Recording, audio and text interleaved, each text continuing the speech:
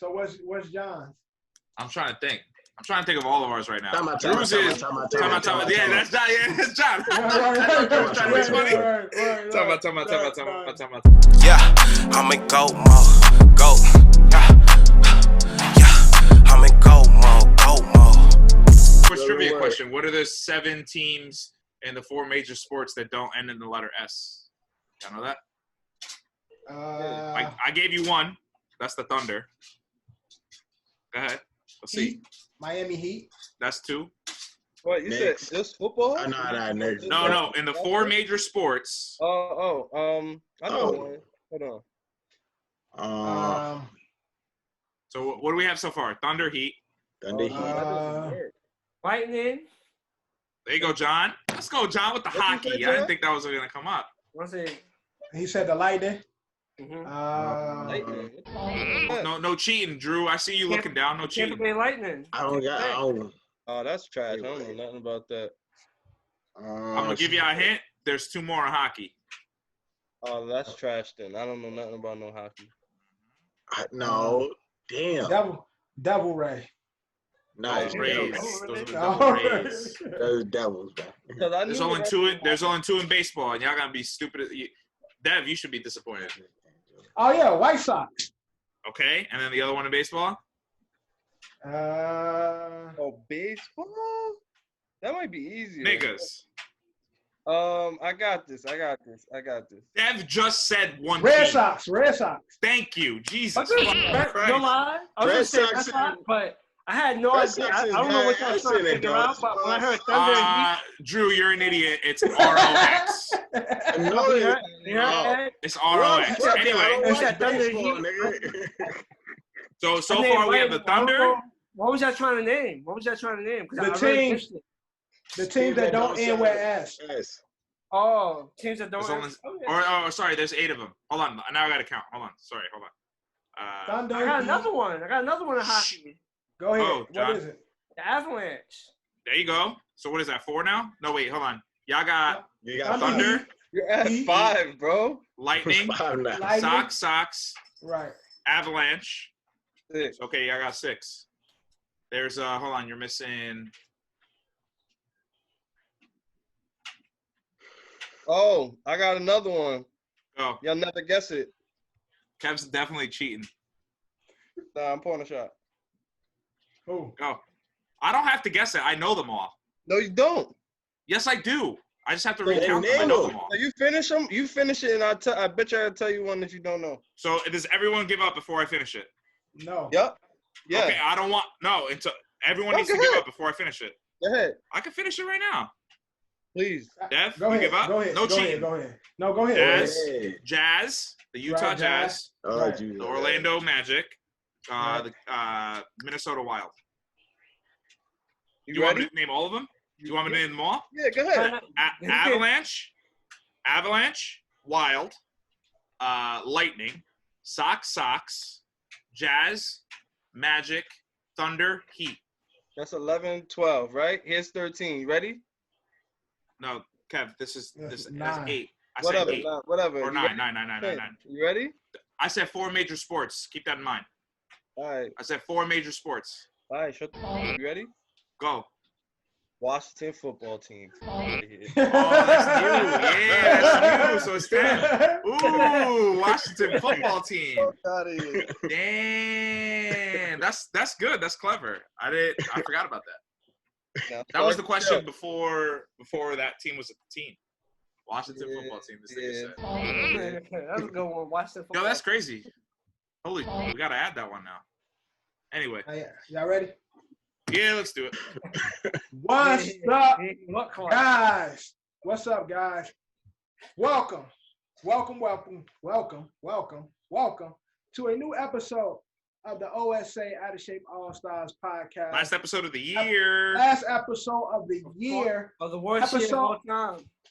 Then we ended 2020 with episode 37. Drew, how you say that in Spanish?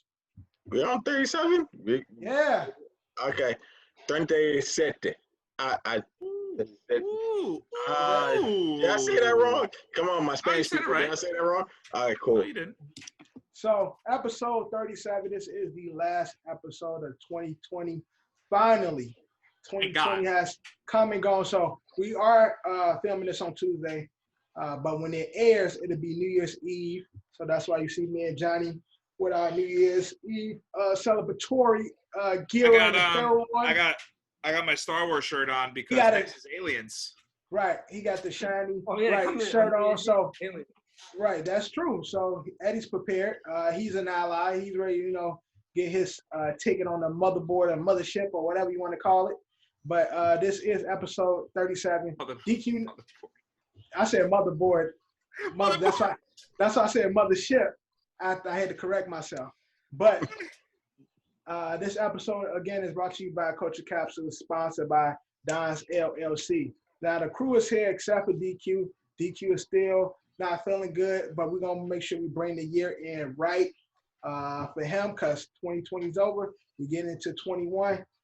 We had a great year. We started our pod this year, so we're gonna end it right with this episode. So before we get into the stuff we usually get into, let me introduce the cast. Pick with the pick in the hair, he about to he's going for the Rastafarian look in the near future. I don't know. But what's up, everybody? So that's Mr. Drew. He was. Up next, again with his celebrating the new year, got the kid Johnny 5. Up next, always rapping Don's LLC. Give it up for Kevin Jet. Yo. Nope. You already know. Last but definitely not least, usually I go with him first. For some reason, I started with Drew. But our host with the most, give it up for Eddie Horchata. And last but not least, my mama called me Devin, so you can call me Devin. Let's get to the episode because, again, we try not to curse in the first 10 minutes. So we are not flagged by YouTube, Drew. So let's get into it. Y'all call me out like, come on, son. Let's get into, in case you missed it, kicking it off with COVID and sports. Now, I'm start with the NBA. Since the NBA is back, unfortunately right now, my guy Melo is not playing due to COVID. Carmelo Anthony is not playing due to COVID. Right, the real Melo. He's not playing due to COVID protocols. So, Melo, I don't know if he actually has it or not. I just know he just not with the team due to the protocols, whether he had it, whether he was exposed to somebody. But whatever the case may be, feel better, Melo. So that's that with the NBA. Alex Caruso, also with the Lakers, is out due to COVID. Due to the COVID protocols. Again, not sure if he actually had COVID or was exposed to it, but he's been sitting out. Lakers definitely need you because the bench looking real sorry right now without you. So feel better, bro, and get out there. The NBA also sent out a memo. Adam Silver, who's one of my favorite people in sports, sent out a memo. He sent out a memo to the players and the player PA in regards to the COVID vaccinations. There might be a chance that the NBA can get pushed up when it comes to getting the vaccination. But all athletes will. Let's be real here. I think everybody's gonna get it. On the low, because remember, the Olympics is coming up. On the low, we don't hear shit, but they all gonna have to get it. So, Canada's cursed. But but again, so the thing with the COVID and the NBA is they're not supposed to be, athletes are not a priority. It's supposed to be, the people that's exposed to it. Healthcare workers. Non-medical essential workers are next, so I should be getting it soon. Right. So, but they were trying to push, and there's been leaks or moles in the NBA in regards to trying to get the players the COVID. Trying to get them the vaccination. Adam Silver is basically saying like, yes, we might have the connections, but we are going to take our precaution and wait and allow the essential people to get it first. We're not going to push the line because we are celebrities or we come from a certain tax bracket We're going to play. We're going to play by the law, and there are more important people that need it before us. So he was just telling he sent out the memo stating to his teams and stuff like, look, let's not push this. Let's not push or try to be ahead of the line. Let's wait our turn. Let's let the people who need to get it first actually get it first. It's not a dire need for NBA players and athletes. Yeah. And that's super respectable. You know what I mean? Like, again, these guys get to play a kid's game for a living, and yes, they're millionaires, but they do have normal lives, and they are normal people, and they're like, you know, we talked about this with Jimmy Butler, is that he's just a regular person on the street at the end of the day too. Right. So yeah, you know, again, we know that to us sports might be essential, but it's good to see the athletes actually, you know, make sure that the people that are out there risking their lives every single day, being exposed to COVID, get the vaccination first. Yeah, and again, big ups to Adam Silver just again being a great commissioner. I mean, just the only great commissioner. Yeah, the only one. Again, I don't really know too much about the NHL. I'm sure he's a good guy, but yeah, baseball and the NFL. Right. Right. Need to catch up real quick. And lastly, in regards to COVID, for me, Browns had all their top 4 receivers out last week. They all should be cleared to play this week. They lost, and we'll get into that later. We'll get into that, all right. Now I have no idea see is what caused the result of what happened this past Sunday, but we'll talk about that in a few. Sure. But we'll I have a different theory to that. But okay. We'll cover it. We'll get to that in just a moment. In just a moment. But anything else mentioning COVID? Yeah, the only other thing you didn't bring up in regards to the NFL, but we will cover that as well. But the entire Detroit Lions already, you know, depleted coaching staff because they did fire Matt Patricia. Their like entire coaching staff also were exposed. So like they had like B coaches, like offensive lineman coach, like, you know, fucking athletic trainer, you know, whoever it was. But yeah, I think there was like some guy, I know he's from New York, but like he was just like some like, you know, a guy that I don't know what he might have done. Maybe like, you know, he was like the, you know, guard coach or whatever it was, or maybe special hands team coach, but he was like the head defensive coach for a little bit. So that was pretty cool. Shout out to him. That's crazy. Also, in honorable mentions, the Washington football team, which we had a discussion off air, found out there's another team added to the list of teams with no S's at the end, cut Dwayne Haskins. No, that's not honorable. We're not there yet. We're not honorable mentions. But we're almost there, John. We're going to get there in honorable mentions. But yeah, you're right, honestly, John. You're right. That's part of COVID because Haskins did put himself and his team. That's true. Yeah, Kev, if you were here on time last week, I know you had some technical issues at the house. We covered that last week. We passed 10 minutes or not? Not yet. Almost there. Oh. But again, I slipped up a couple times. Right. But again, as a continuous of last week, we discussed Haskins and his issues with COVID. At the Gentleman's Club. Right. At a Gentleman's Club. And now part 2 of that, like Johnny said, still in the world of COVID, lost his job due to his recklessness. His violation of the safety protocols. Right, the COVID, right. That's what I brought it up for the COVID honorable mention. And it makes perfect sense, John. Again, we spoke on it in COVID last week. It's a continuation of that. He lost his job due to what took place. So makes perfect sense to me. Anything else in COVID? I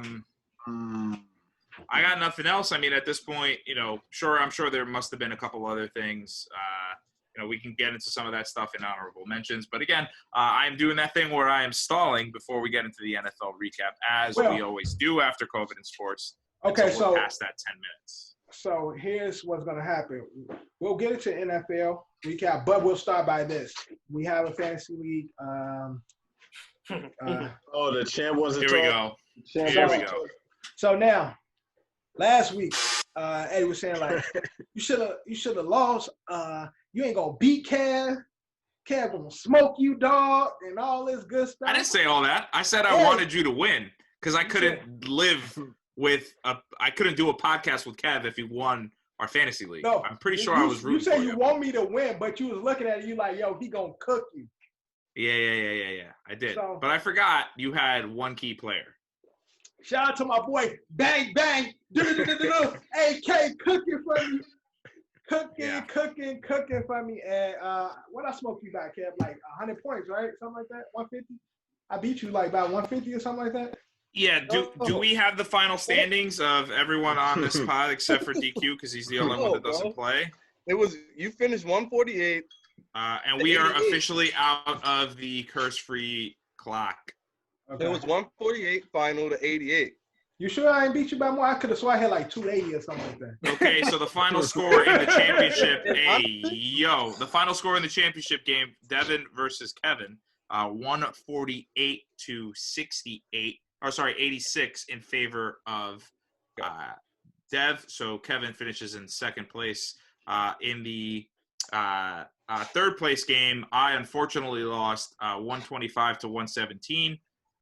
Johnny is in fifth place. You was winning that game. I don't know what happened. I was. Honestly, I gave up because I was focused on the championship game. But if it wasn't for a one Michael Gallup, and we will get to his game when we do cover the NFL, we will get to his game in a minute. And Stephon Diggs also had 3 touchdowns that really put a thorn in my side. John finishes in 5th place. And our little guy, Durant, beats our very own Adam Schefter, 119 to 83, finishing in 6th place. Yeah, and our Sacco of the year, surprise, Hey, I'm not the Sacco. is Steph. Congratulations, Steph, on your 4th year now being the Sacco. We need Guy to always really, auto we drafts. we need to really kick Steph out, man. We have to. He's always got something going on draft day. I think he lost maybe like his 10th grandmother last year. Nah. He was there on draft day, though. He was there. He was there on draft day, but he just wasn't here for the rest of the season. Mm-hmm. All right, so this is what I thought the last round was gonna be. I thought the last round in this, like in the fantasy, was gonna be 2. I thought that too. No, I changed that almost 3 years ago. Nah, but that needs to be changed back. At least No, for it the doesn't. final round. No, it doesn't. Because why in other leagues are our teams still playing one more week? Okay, so hear me out. Ready? If we were to play Week 17, I don't understand why we're going deep into fantasy. This isn't a fantasy podcast. But anyway, if you play on Week 17, hypothetically, let's just sit there and say that, Kevin, you have Aaron Rodgers playing Week 17. They've already clinched the division. Aaron Rodgers more than likely is only going to play 1 quarter.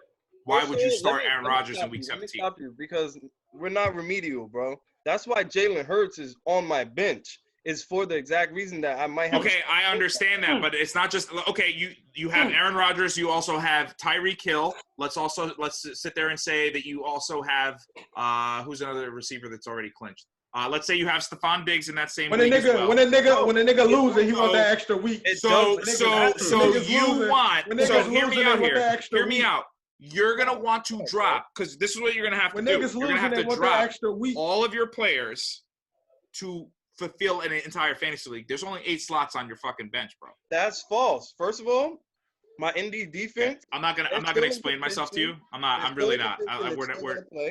Okay. Anyone who's listening, and I'm gonna let you finish. I'm gonna let you finish. But anyone who's listening, if you are playing fantasy football in the Week 17, I wonder if you still are, because most of you are not. If you are playing a Week 17 fantasy football league, let us know. Leave a comment, write a review, and tell Kevin how stupid he is. Last take right here. No. That's it. Is you plan for that? My team this year for sure was built for that in that scenario. Okay. Tyreek sit out doesn't matter. Still have. They wasn't built for Week 16. Okay, your team was built for that. All right. You know what? Since you wanna do that, I didn't want to have to do this, Kev. I didn't want to have to do this. They weren't built for Week 16. I did not want to have to do this to you. Why are you doing it? Team Tyreek Hill was not going to play. AJ Brown probably not going to play. Mark Andrews probably going to play. Indianapolis defense, who scored you -1 points, by the way, was more than likely Well, they actually have Still to win. gonna play because they're in contention. They're gonna play, but they're going against the Tennessee Titans and Derrick Henry. Okay, good luck with that. Then you have Phillip Rivers as your backup quarterback. Ryan Tannehill as your backup quarterback as well. Mark Davis, Antonio Gibson. Dude, you would have lost either way. Either way, yeah, he was gonna lose either way. It's all right. Either way, you would have lost. We're done with that. He was taking the L because he was playing against me. Your team was not built for week 17. Please. Antonio We've been playing Gibson with these rules for 3 years in a row now. Well, see, the thing is, me and him never make it there, so I didn't notice. So yeah, exactly. All I'm saying is, out of any of our teams, my team was built for me to plug players that would have played. Okay. Calvin really would have played. The guy that went 20, 10 and 3 and scored the most points. This is all hypothetical. You don't know. We'll see. We'll talk about it on the next episode when the weeks pass, and we'll see who plays and who does what. How about that? Right. All right. So We're done with, in case you missed it. Well, we're done with COVID and sports, but we're gonna get into the rest in case you missed it. We're gonna kick it off with the NFL recap. Ed, take us away. I'm a champ. That's all I know. What a magical year in the NFL. After Friday's game, which was the Vikings and the Saints, and we will cover that. That was football every day of the week in 2020. Can you believe it? We had Sunday night games, we had Monday games, we had Tuesday games, we had Wednesday games, we had Thursday games, and finally a Christmas Day Friday. Speaking of the championship, we had the Saints versus the Vikings in a rout. This game is way closer on paper than it was actually watching the game. Final score 52-33. Alvin Kamara ties the touchdown record at 6. Should have had 7. Should have had 7. Vikings suck. They do. Mm-hmm. Thielen's really good. I wish Justin Jefferson had a touchdown, but he's very good. Vikings gotta work on it, get that defense back going.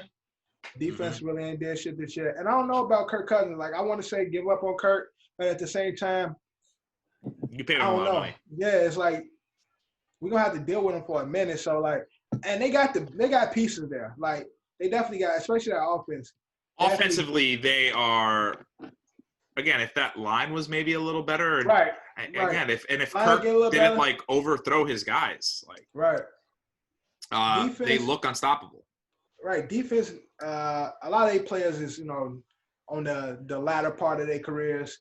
They had a good team a few years ago, but a lot of them are on the latter part of their careers.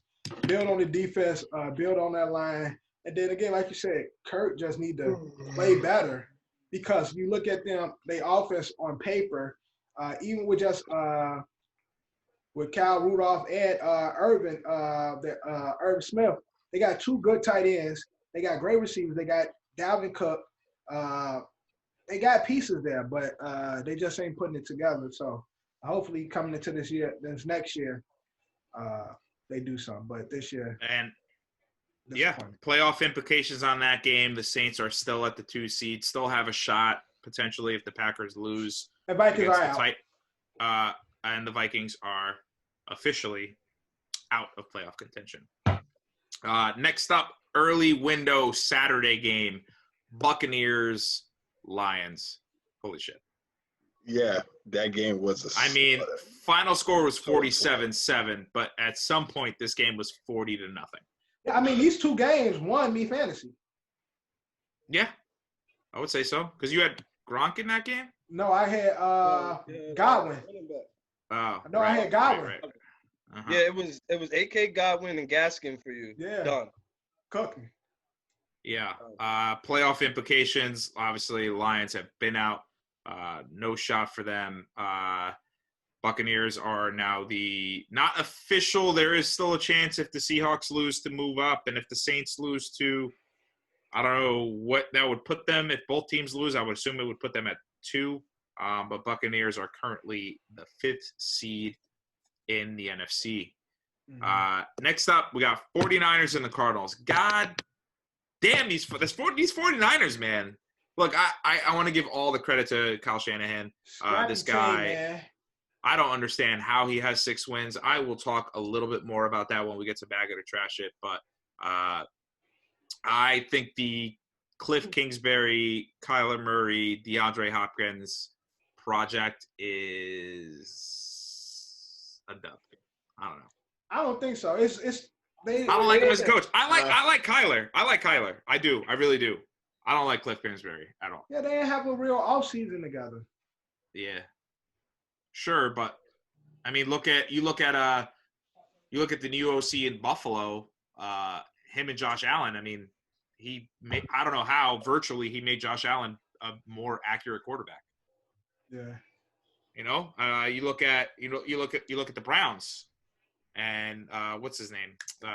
Whoever the new coach is for the Browns. You look at them. I mean, the Browns are on the verge of, again, we'll get to that at some point, but you know, they're on the verge of making the playoffs for the first time in like 13 years. So, you know, I don't like Kingsbury at all. I just don't like him. So just say that. I just don't like him. Okay. Just say that. All right. Next up, the Saturday night game, which was awesome. Fitz. Dolphins Raiders, the return of Fitzmagic. Oh my God, Fitzpatrick's really my guy. Fitzpatrick. Yo, so Dolphins are the only team that got a relief quarterback and shit. That's what I'm saying. Like, what is this? Like, are they the Tampa Bay Rays where they're just like constantly just throwing out a fucking different reliever?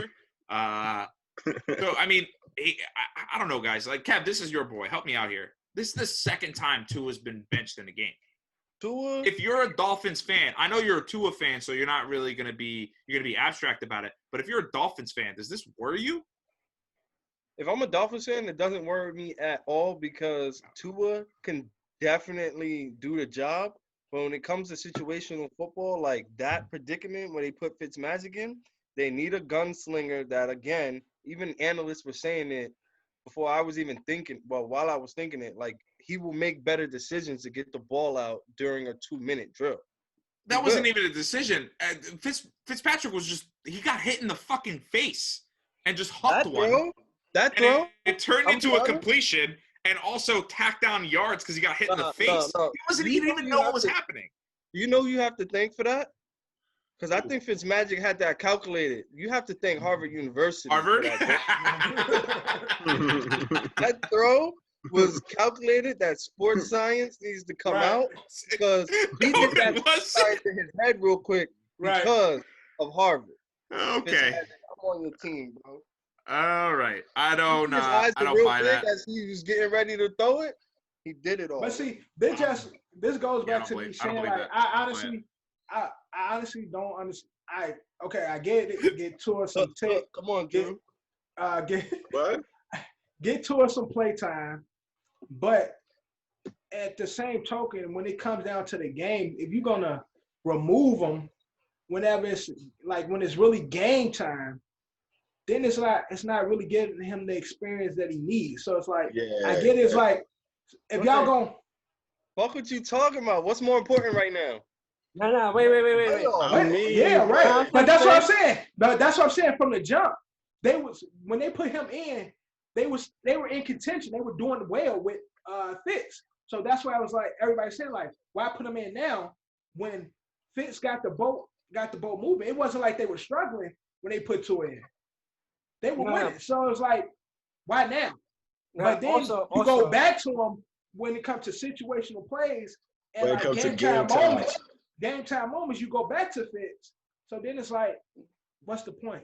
Nah, I'm not gonna lie. Dolphin fans have to worry about it a little bit because you gotta look at it. Thank you, John. Thank you for not being biased, John. Thank you.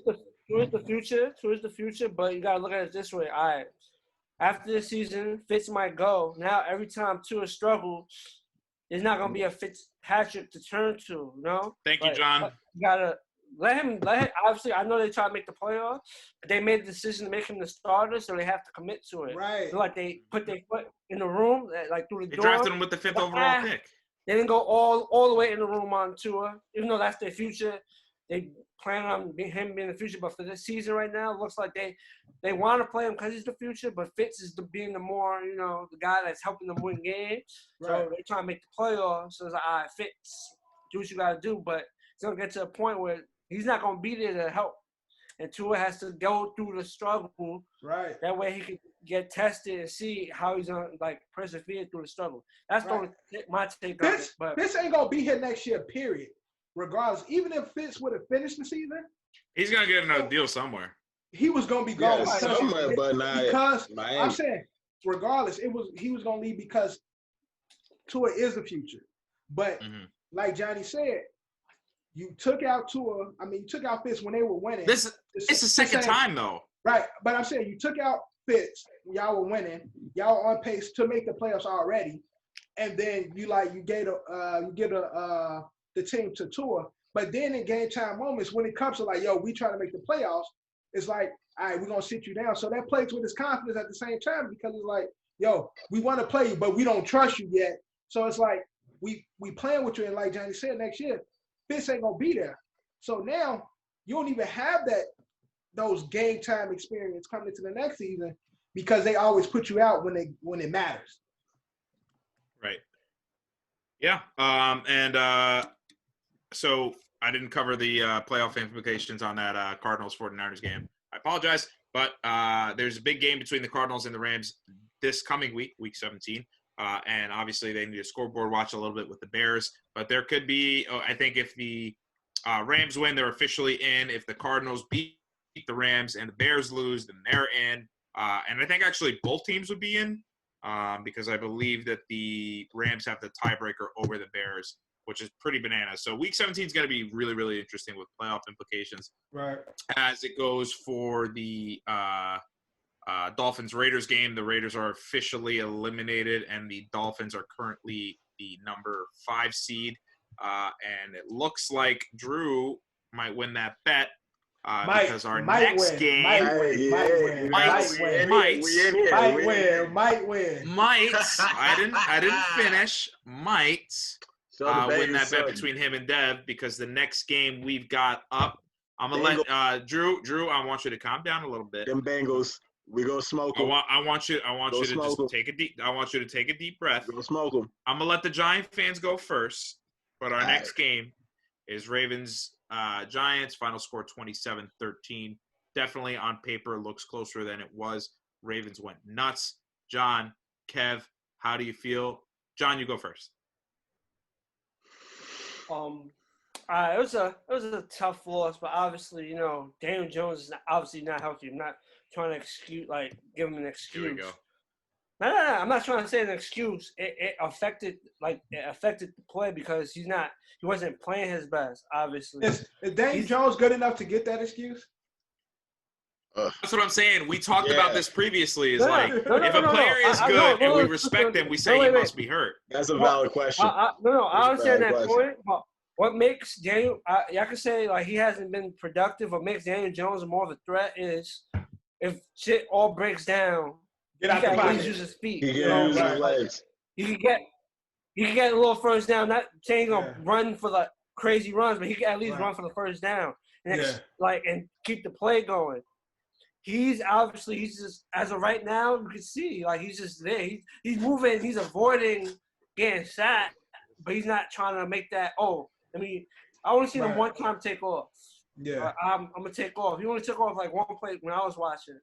So it's obviously I'm not saying it's an excuse, but what makes him more of a threat for a defense is him to move his feet. Because if he starts taking off, you gotta watch out for that. Right.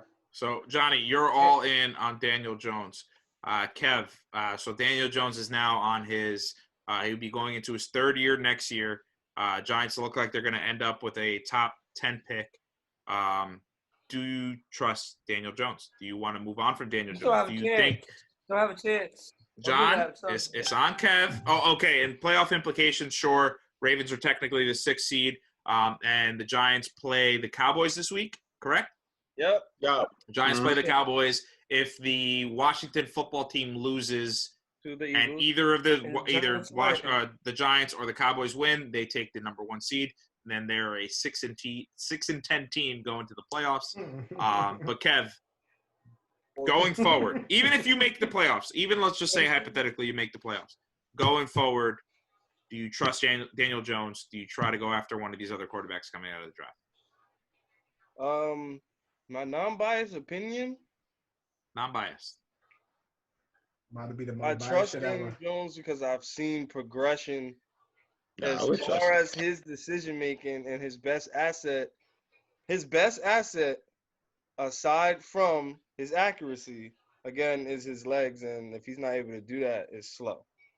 But as far as what's gonna happen Sunday, I believe both of those two games that we're talking about are 1:00, right or wrong. I think that I will double check. So there is, No, I football team's believe at 8 so. o'clock. Football team There- Sunday Night Football. Oh yeah, there's Sunday Night Football. who Football team Sunday Night Football. Sunday Night Football, yeah, correct. Oh, And that's they're playing right. the Eagles Sunday Night Football. You guys are playing at 1:00. that's stressful. So Giants do they The Giants, gotta the sit Giants here could and win the watch the game, TV. but they watching to see it. But They watching to see it. Washington win. we'll Yo, see. if Giants I win. don't think Washington's These gonna So- win that game. You watching So that John- TV. So, Unless Kev, you Alex didn't Smith really. starts, I don't think Yeah. they're gonna win that game. If Alex Well, Smith, they have no choice because Haskins Exactly. is gone. so the last But thing that we all want to see are the Cowgirls get in. So we need the Okay. Giants to do their job. And if the Giants get in and lose in a wild card, that's fine. But you better that than you look at who's gonna start for the Skins going in, or the Washington football team. I'm sorry, I mean, I like how Andy and CD playing together though. bro.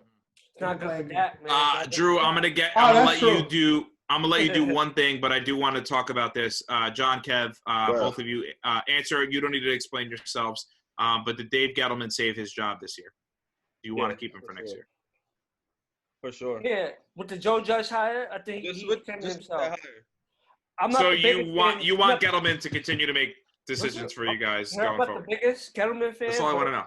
He's missed on a few things, but he has hit on a few things. And the Joe Judge He hire, had a very good offseason. Very good Joe offseason. Judge is definitely look like a great hire. So that definitely gives him a little more time. Because at least if we don't go to the playoffs, the team is still going into the right direction. It's not like I would say like a team that's like, So, they played poor. Hypothetically, Giants do not go to the playoffs. We record this podcast next week, the day after Black Monday, when GMs and coaches get fired.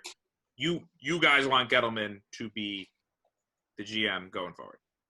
At least one more year. One more year. John, Kev? He'll still be there. Okay. And I'm Great. not upset. Drew, you wanna talk about the Ravens, or can we move on? He don't know nothing. Yeah, shut up, Jay. Shit.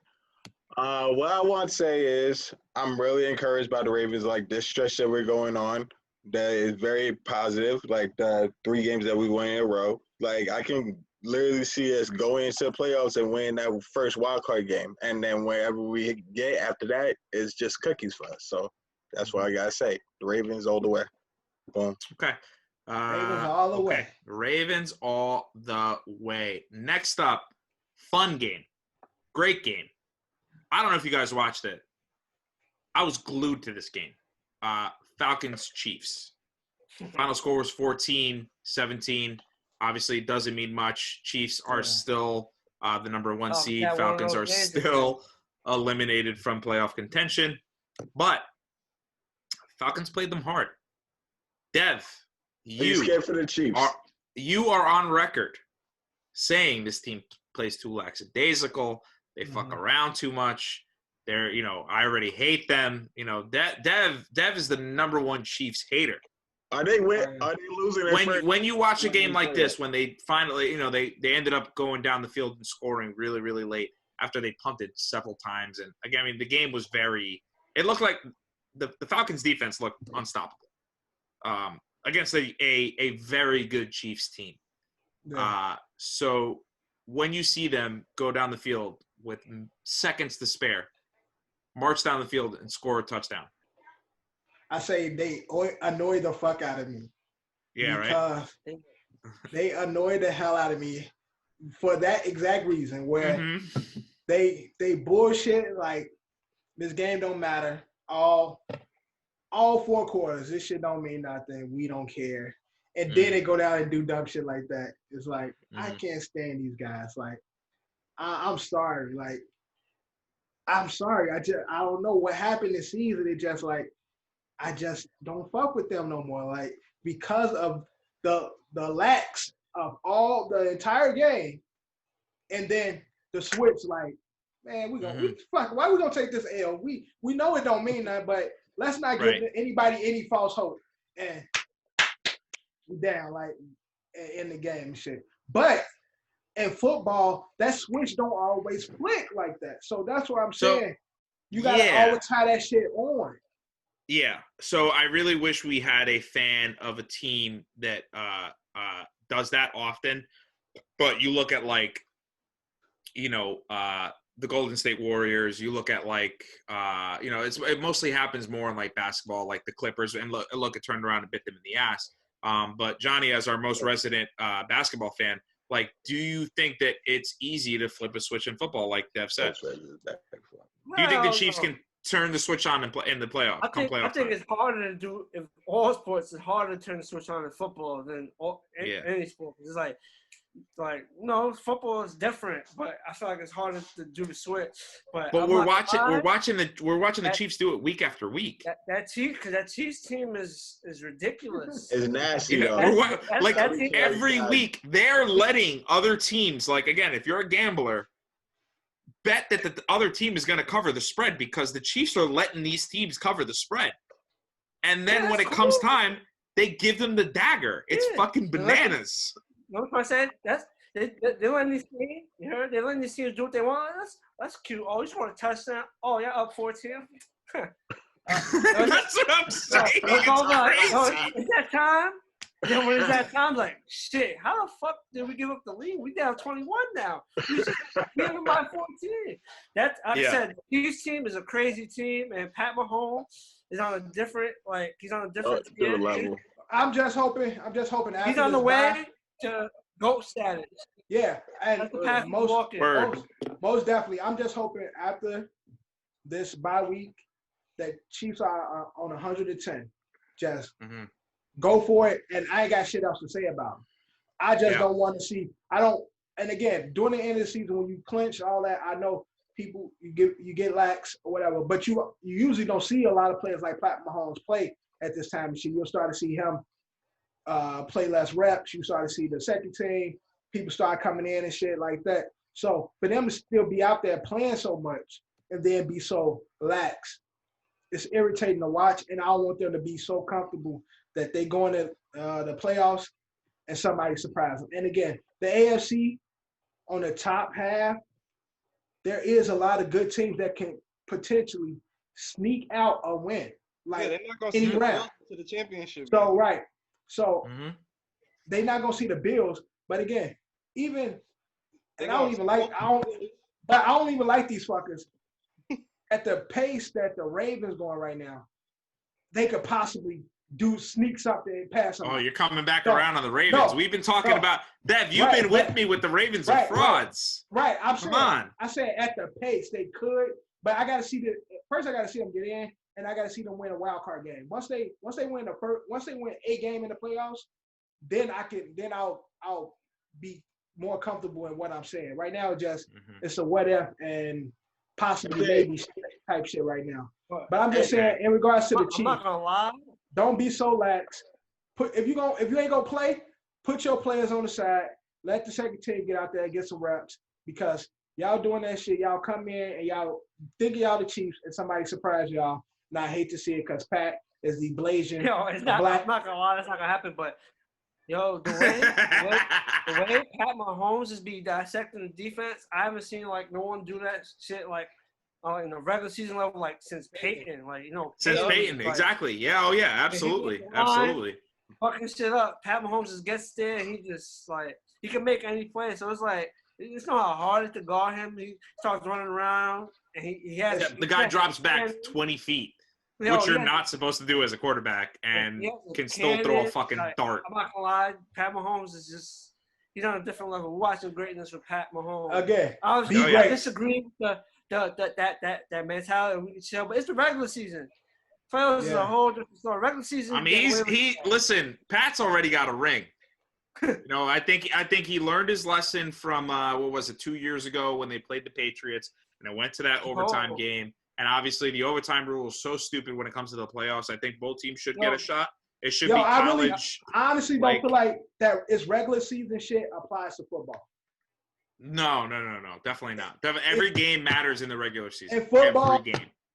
Every game. And again, where you sit off in the NBA, you can sit off in baseball when you got all these fucking games. In the You got NFL, 16. unfortunately, you cannot do that to me. So I hear what you're saying, John. It's the regular season. It's fucking Pat Mahomes. We know it's Pat Mahomes, but don't do that. You know what? I understand that point, but the Chiefs only lost one game. They lost one game, so they could take a game off, and it still wouldn't affect them because they're so good. They could go on the road or be at home. They're still going to pack a team. And also, you brought up that overtime rule could have changed. The Chiefs could be going for their third championship. That's what I'm saying. Right. That's exactly what I'm saying. So we gotta look at. I'm trying to think different. Obviously, we focus a lot on the Chiefs because we do know that they are pretty much the end-all, be-all in the AFC, but watch out for the Bills is all I'll say. I'm going to skip the next game I was going to go to because it has a lot to do with the game I want to go back to. But the next game we're going to cover is the Steelers versus the Colts. Now, this game's playoff implications means a lot. Steelers were going to be on a four-game skid after going 11-0.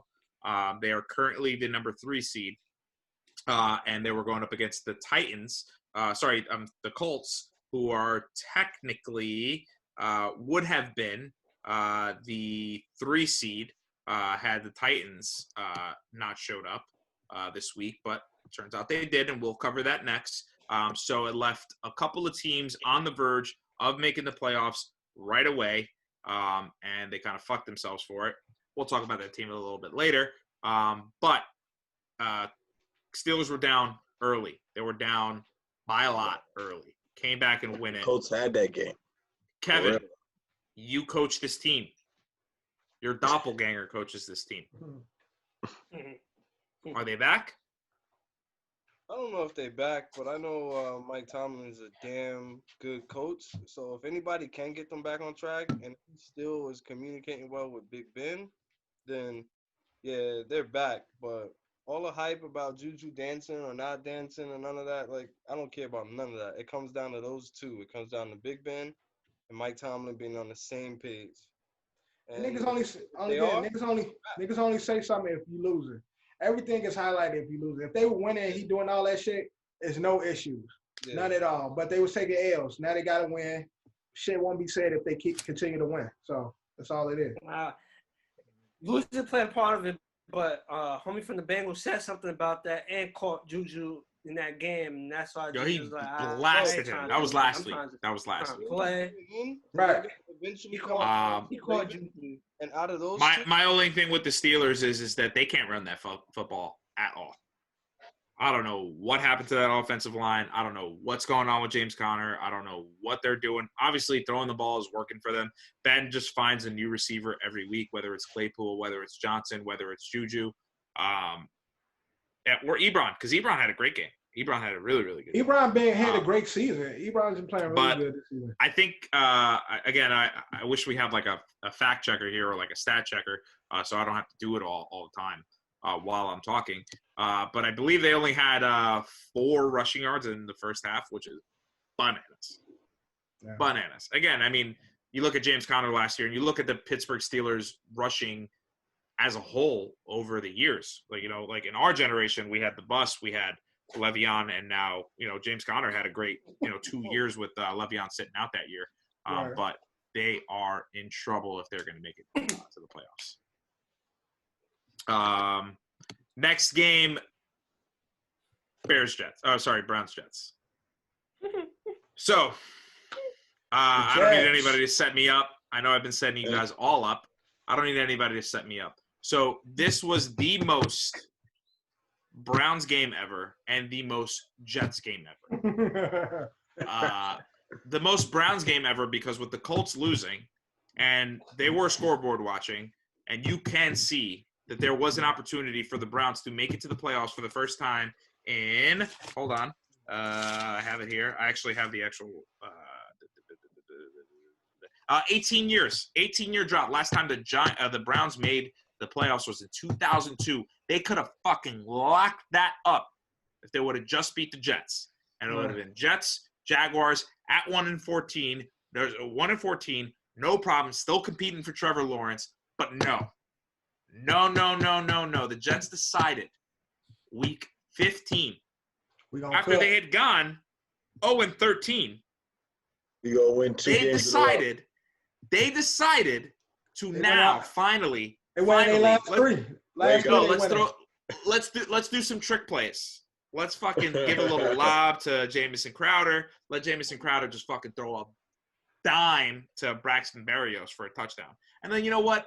I'm going to go for 175 yards receiving, 10 yards rushing, and I'm going to get another touchdown. So not only going to throw for one, I'm going to catch one too. There was rumors early that if the Jets would have lost this game, that Adam Gase would have gotten fired, which, you know, whatever, would have just made me feel better. But I think either way, he's going to get fired come Black Monday. We're talking about this. We'll do this episode next week, and I feel like I'm going to be in a much, much better mood. But obviously, the Jets lose their chance at the Trevor Lawrence sweepstakes because the next game, unless, Drew, do you have anything to say about the Jets before I move on? The Jets? No, because I'm a Ravens fan. The next game was Bears-Jaguars. And for Dev's family, this was a great game. They happy as hell. Matt Nagy gets extended. Also for Bruce. Bruce happy as hell. Yep. Matt Nagy gets extended. Mitchell Trubisky might be your quarterback for the future, I guess.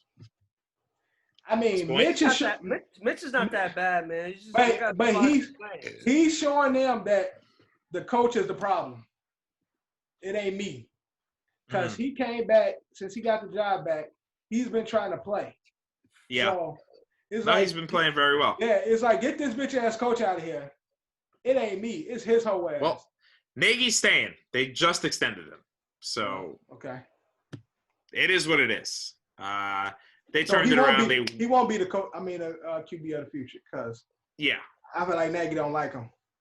The Jags, I'm pretty sure Gardner Minshew was healthy, but I feel like they were scoreboard watching too.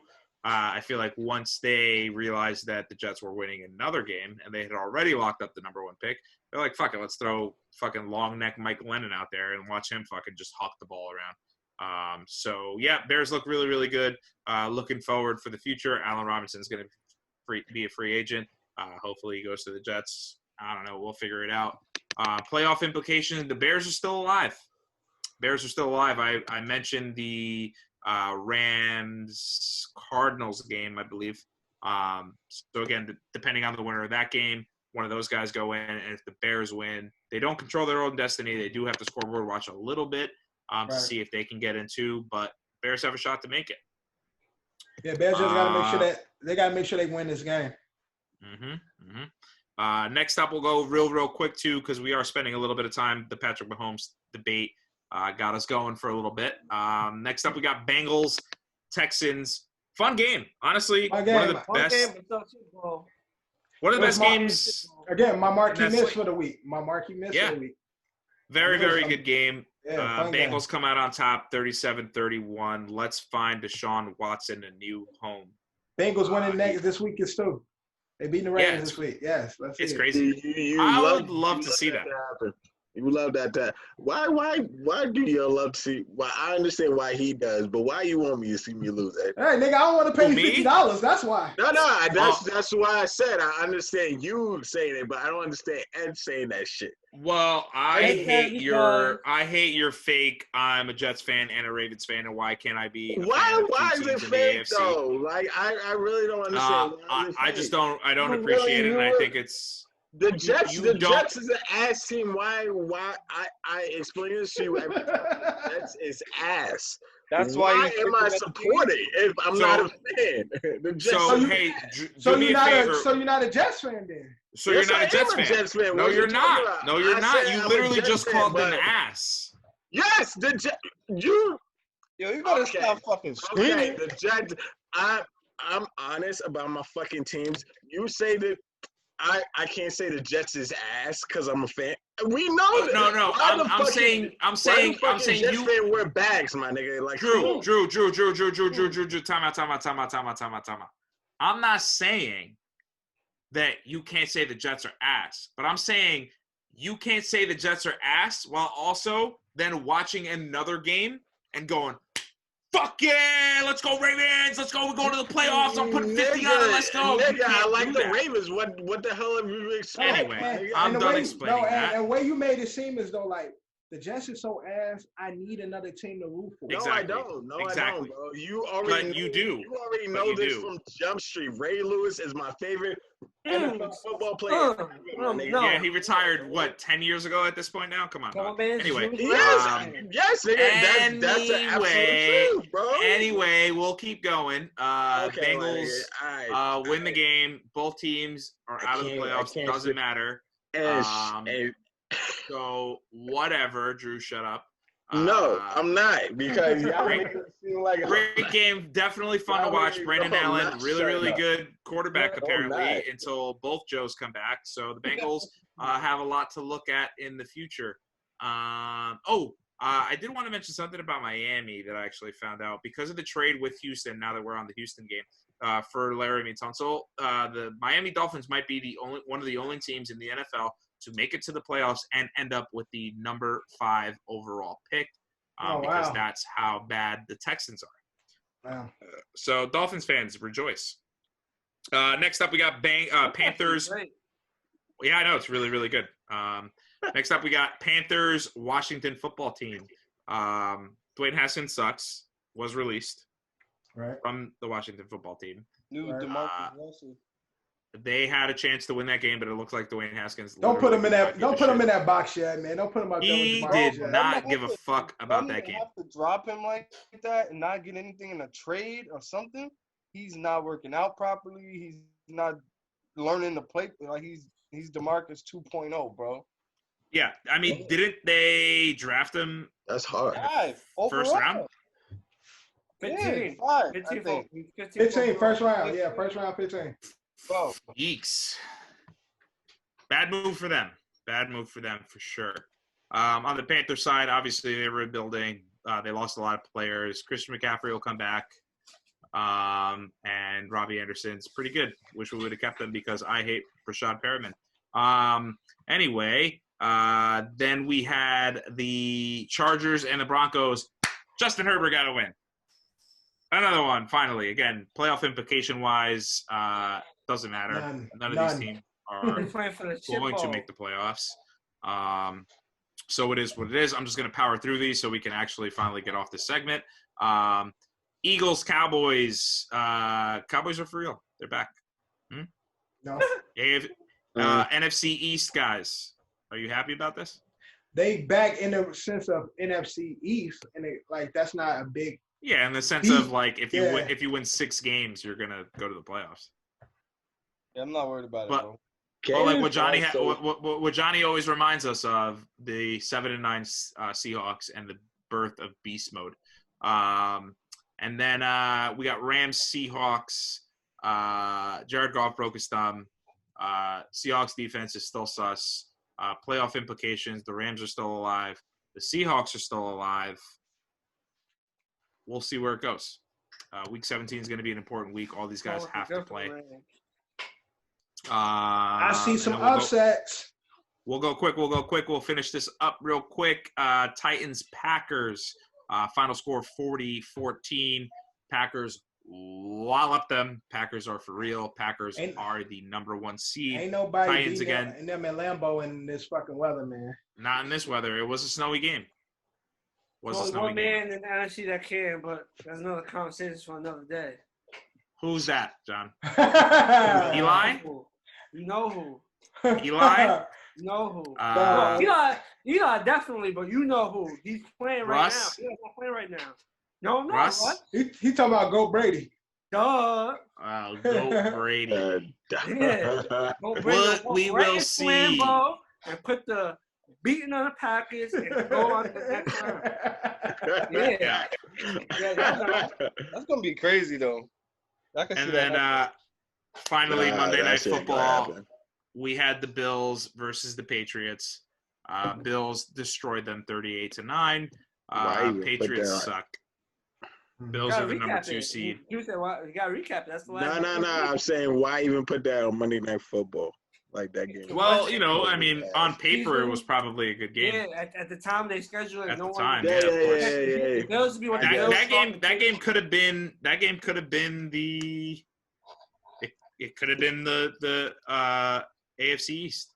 Could have been. Yeah, nobody's saying this explosion. I mean, Bills showed potential last season, but when they make the schedule, they didn't think Bills will be the Bills like this season. And then Patriots with Cam, it's like it looks like good. It looks great on paper. Yeah. AFC East, it looks great. It just But the at only this thing time of is, the year. schedule might have been done before he became a Patriot. And that's true. That's true. That is definitely true. Okay. But Cam will be gone. Stidham came in a little bit, didn't do shit. Look at ass. Yo, he won't be the starter next year. So it's time to pick a new quarterback in the draft. Still, basically, for them. They don't have to. There's quarterbacks available, like vet quarterbacks. Matthew Stafford is out. Might be out there. Colin Name some other Kaepernick. guys. Colin Kaepernick. Colin. That's crazy. I mean, I'm sorry. Philip Rivers is definitely done. Like it's Magic. Everybody wants some Magic. Cook, bro. It's Magic. Yeah, Fitzmagic. Again, they were saying that Matthew Stafford might end up in with the Niners next season and shit. That'd be crazy. Now what happens with Jimmy G? Maybe There's talks about like you know what's crazy about the 49ers because I do quasi follow them because I am not like Drew.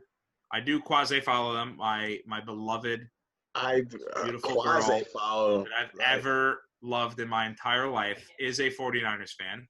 My best friend growing up was a 49ers fan. So there is like a soft spot in my heart for them. Right. So I do follow them. I don't care if they win or lose. My girlfriend would be happy, so that makes me happy. But I don't give a shit if they win or lose. But there's a lot of shit going on with the 49ers. It looks like Kyle Shanahan might want to get out of there. Really, really good coach. And it looks like they might want to replace the quarterback. So they might be just cleaning house altogether. I really hope it doesn't happen because unless, again, Kyle Shanahan does go to a good situation. Never was a really big fan of Jimmy G. We did see George Kittle come back. But I will address how I feel about Kyle Shanahan a little bit later. But, Dev, I think we can finally move on to honorable mentions. All right, so honorable mentions. We spoke on Haskins. It's unfortunate. Cavs calling him the new Jamarcus Russell. Basically. Unfortunately, seemed to have a lot of talent. Highly scouted coming to the league, just haven't panned out. And again, a lot of like Kev said, it has to be more than just the COVID situation. He's probably not a good fit for the team, and again, not practicing right, doing the necessary things to be a professional football player.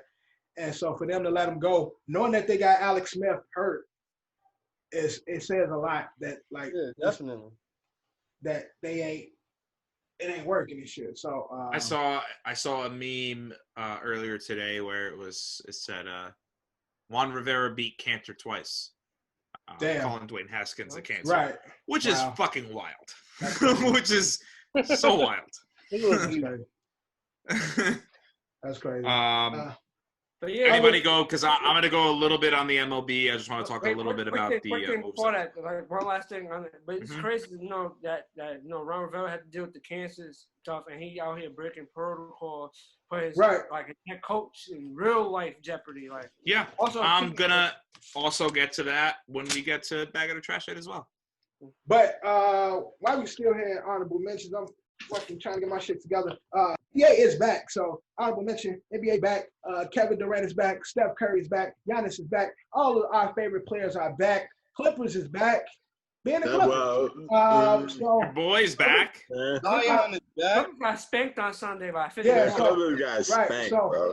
Clippers, we just had our first week of the NBA. Clippers won their first game. They beat the Lakers. They seem to beat the Lakers the beginning of the season, first game every year. But in tradition, so the 2 years that they've been playing, Drew, they beat the Lakers first week. No, stop being so technical and literal and shit. But okay. But in Clippers fashion, in the short time they've been together, they do some bullshit and they got cooked by the Mavericks. I don't. Yo, can somebody tell me what happened during that game? Because like I only saw the score at the halftime. Like what the hell happened? And the Mavs ran it up. Kawhi got hurt and he caught an elbow to the I mouth. saw that. I saw that. Serge Ibaka got yeah. nasty. So they got that Karl Malone elbow, and then PG is PG's. He'll come out one game and look like all-star superstar player, and then the next he come out looking ass. But that's them. Any high points, John, so far in the beginning of the season for you? It's only been a week or so, but they're looking good, man. Ice Train. Yeah, I just saw it. It was early, but they're looking good. Yeah, Ice Train them looking good. What about you, Drew? Any high points that you've seen so far in this season, early season? It's just me going on the Miami Heat. Miami Heat looks really good. They're looking decent. I wouldn't say they're looking like I could see more coming from them in the year, but as a start, it's cooking. I can see it cooking. And they won because even Jimmy Butler wasn't there for like the first few games, so you know when they get Jimmy Butler coming back, so that's gonna be even addition. So now, how we feeling about the Nets so far? Brooklyn, they lighting it up. Are they for real? They're looking good. For real? They're for real as long as Kyrie can keep his head straight. They're for real. Now, as long as Kyrie can keep his head straight. All right. Now, Brooklyn did just lose Dinwiddie. That sucks. Tore his right ACL. So, do we still see Brooklyn as the best coming out of the East? I mean, you can because they still have more weapons other than Spencer Dinwiddie is a point piece, but they still have Kevin Durant and Kyrie.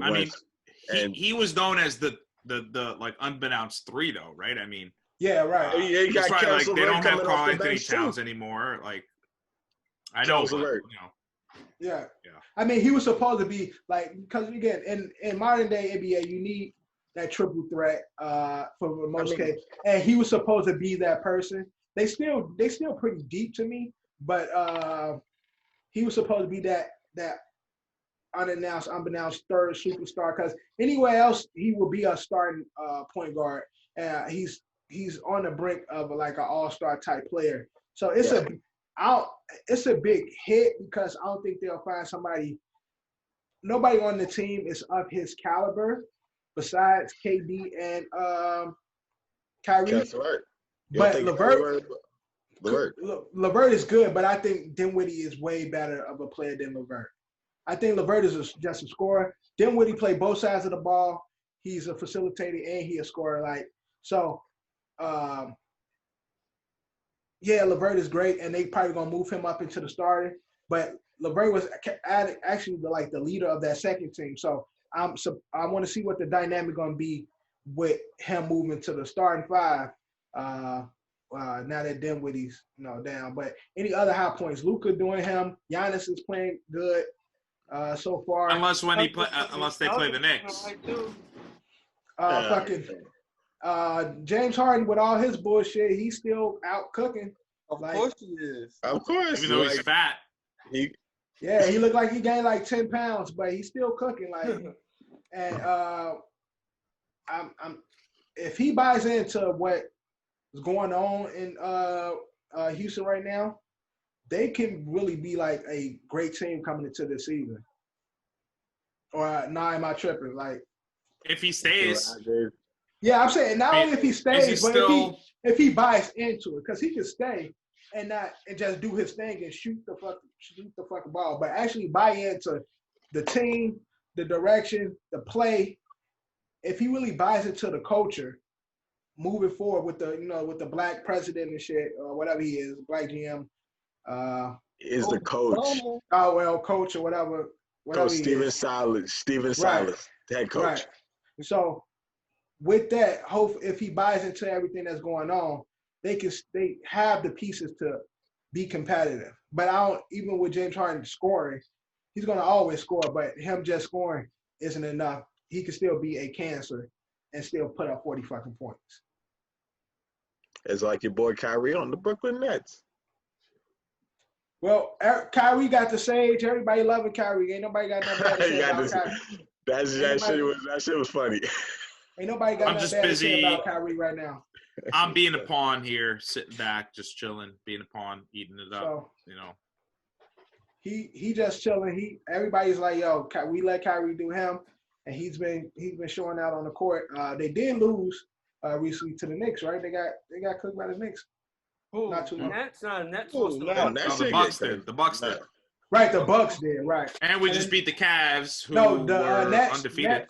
Nets lost to the Hornets, and KD got dunked on by And then Rose. they lost the Rose. next game after that because Kyrie and KD didn't play. I just forgot who they played. Yeah, Rozier got KD on the poster. He boomed the shit out of KD that Hornets game. But that's the latest in NBA. Any other honorable mentions anybody got? Yeah, I have a couple. I know we don't cover the NHL that much, but I believe we all know who Henrik Lundqvist is for the New York Rangers. Let's go Of Rangers. Unfortunately, I think he's going to be forced into an early retirement. Non-COVID related, he's already had issues with a bad heart, but it looks like he's going to need open heart surgery. So prayers to him. Hopefully he's okay. Unfortunately, the Rangers had many opportunities to finally win a Stanley Cup for New York, and Henrik Lundqvist being the backbone of that. Didn't work out that way for us. There was like back-to-back Eastern Conference Championship games, and then even losing in the final recently. So he was a big part of that, and thank you for everything you've done for the New York Rangers and the organization and the state of New York. But prayers up to you, man. Hopefully you feel better. On the MLB side of things, winter meetings are still going on.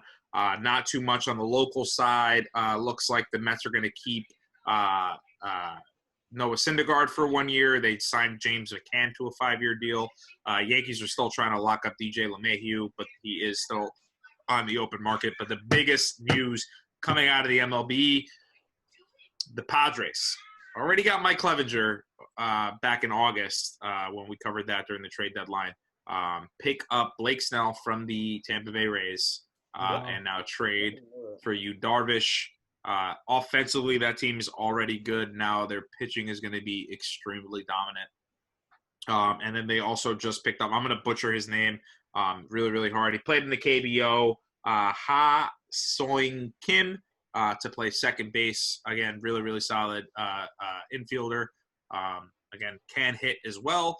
So the international money coming big for San Diego. So now you're already looking at this new guy playing second, Manny Machado playing third, our boy Fernando Tatis playing short, and Eric Hosmer playing first. And then with that dominant pitching behind them, throwing for them,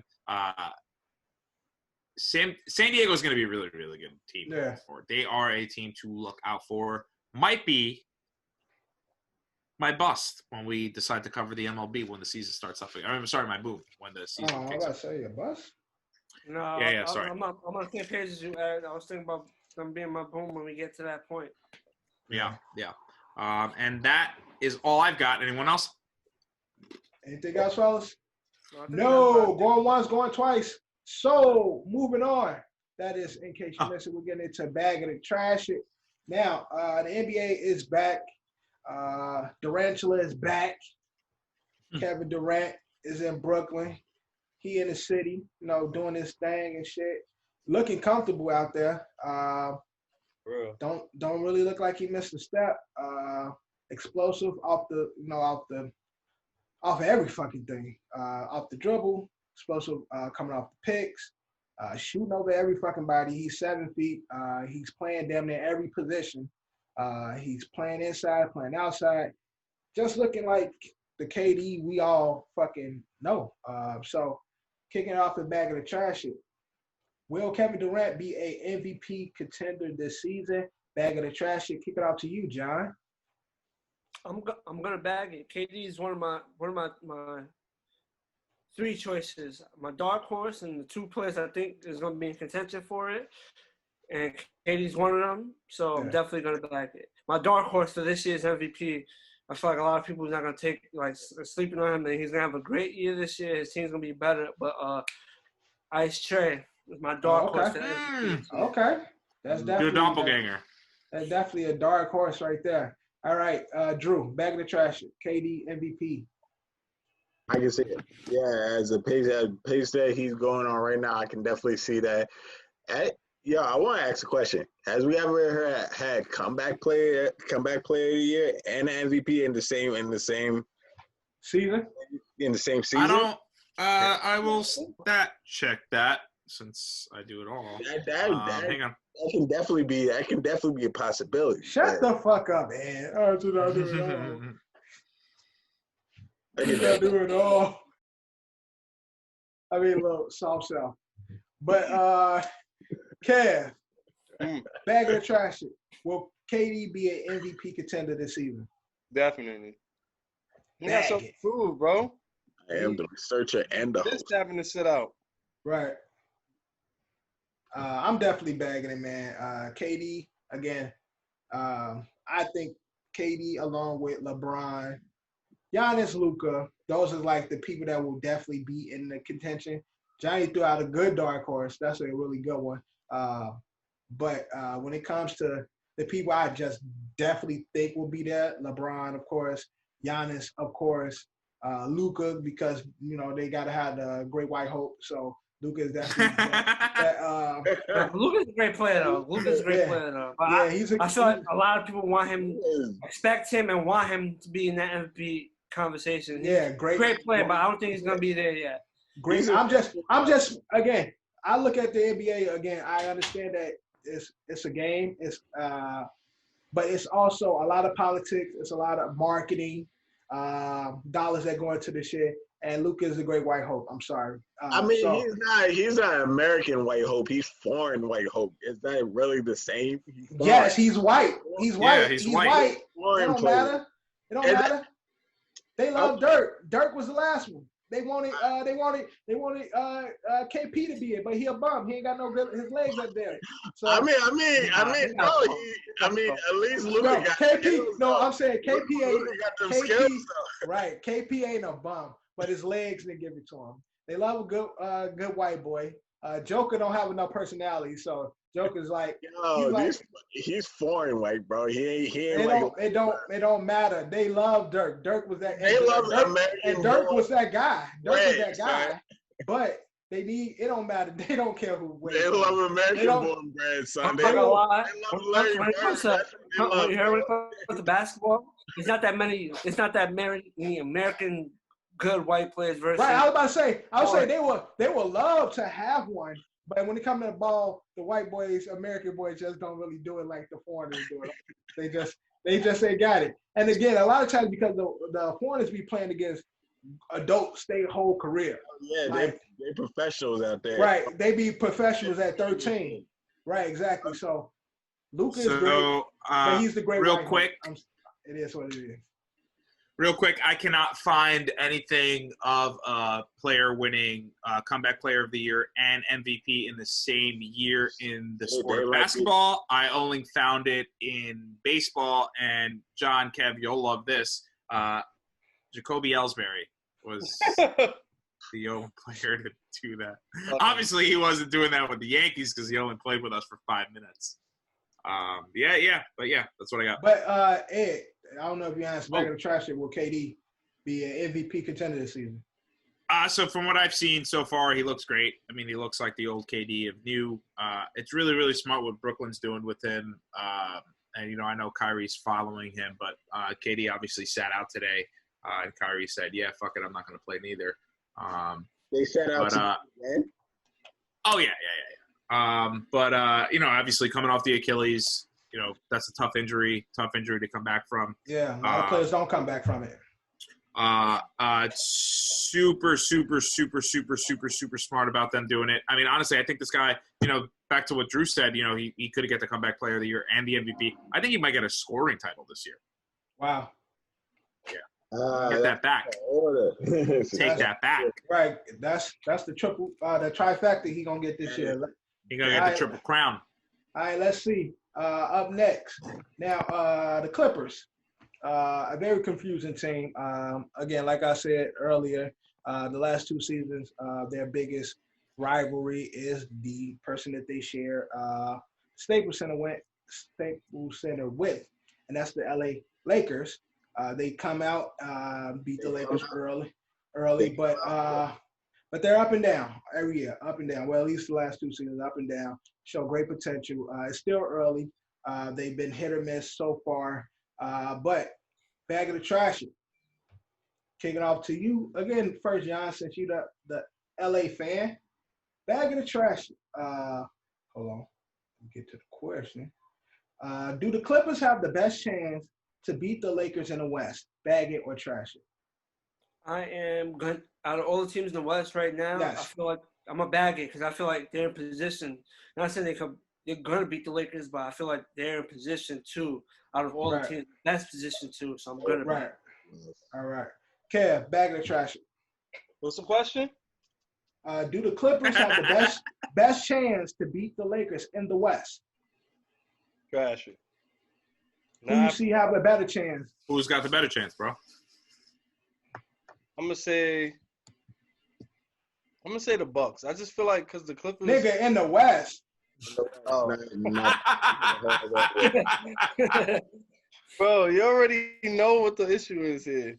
Okay, so in the West, I got you. So it's Steph then. So you think so the Warriors got the best? Yep. Warriors coming back. Definitely. Although they've been having a pretty bad season so far.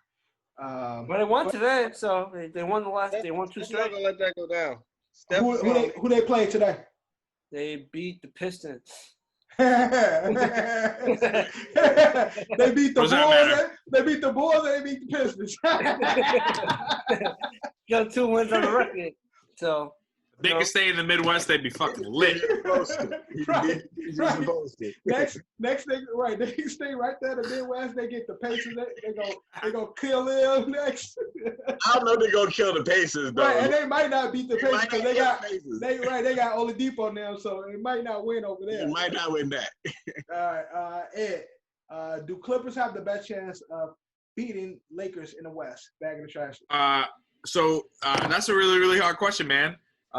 Because they fucking better, right? Like, you gotta bag it. I mean, dude, like, I'm not even talking about playoff P and fucking and the robot Kawhi. You know, the guy coming off of the championship with Toronto, going over to LA, and building this. But like, dude, like since like Chris Paul and Blake Griffin were there, this LA team is always like.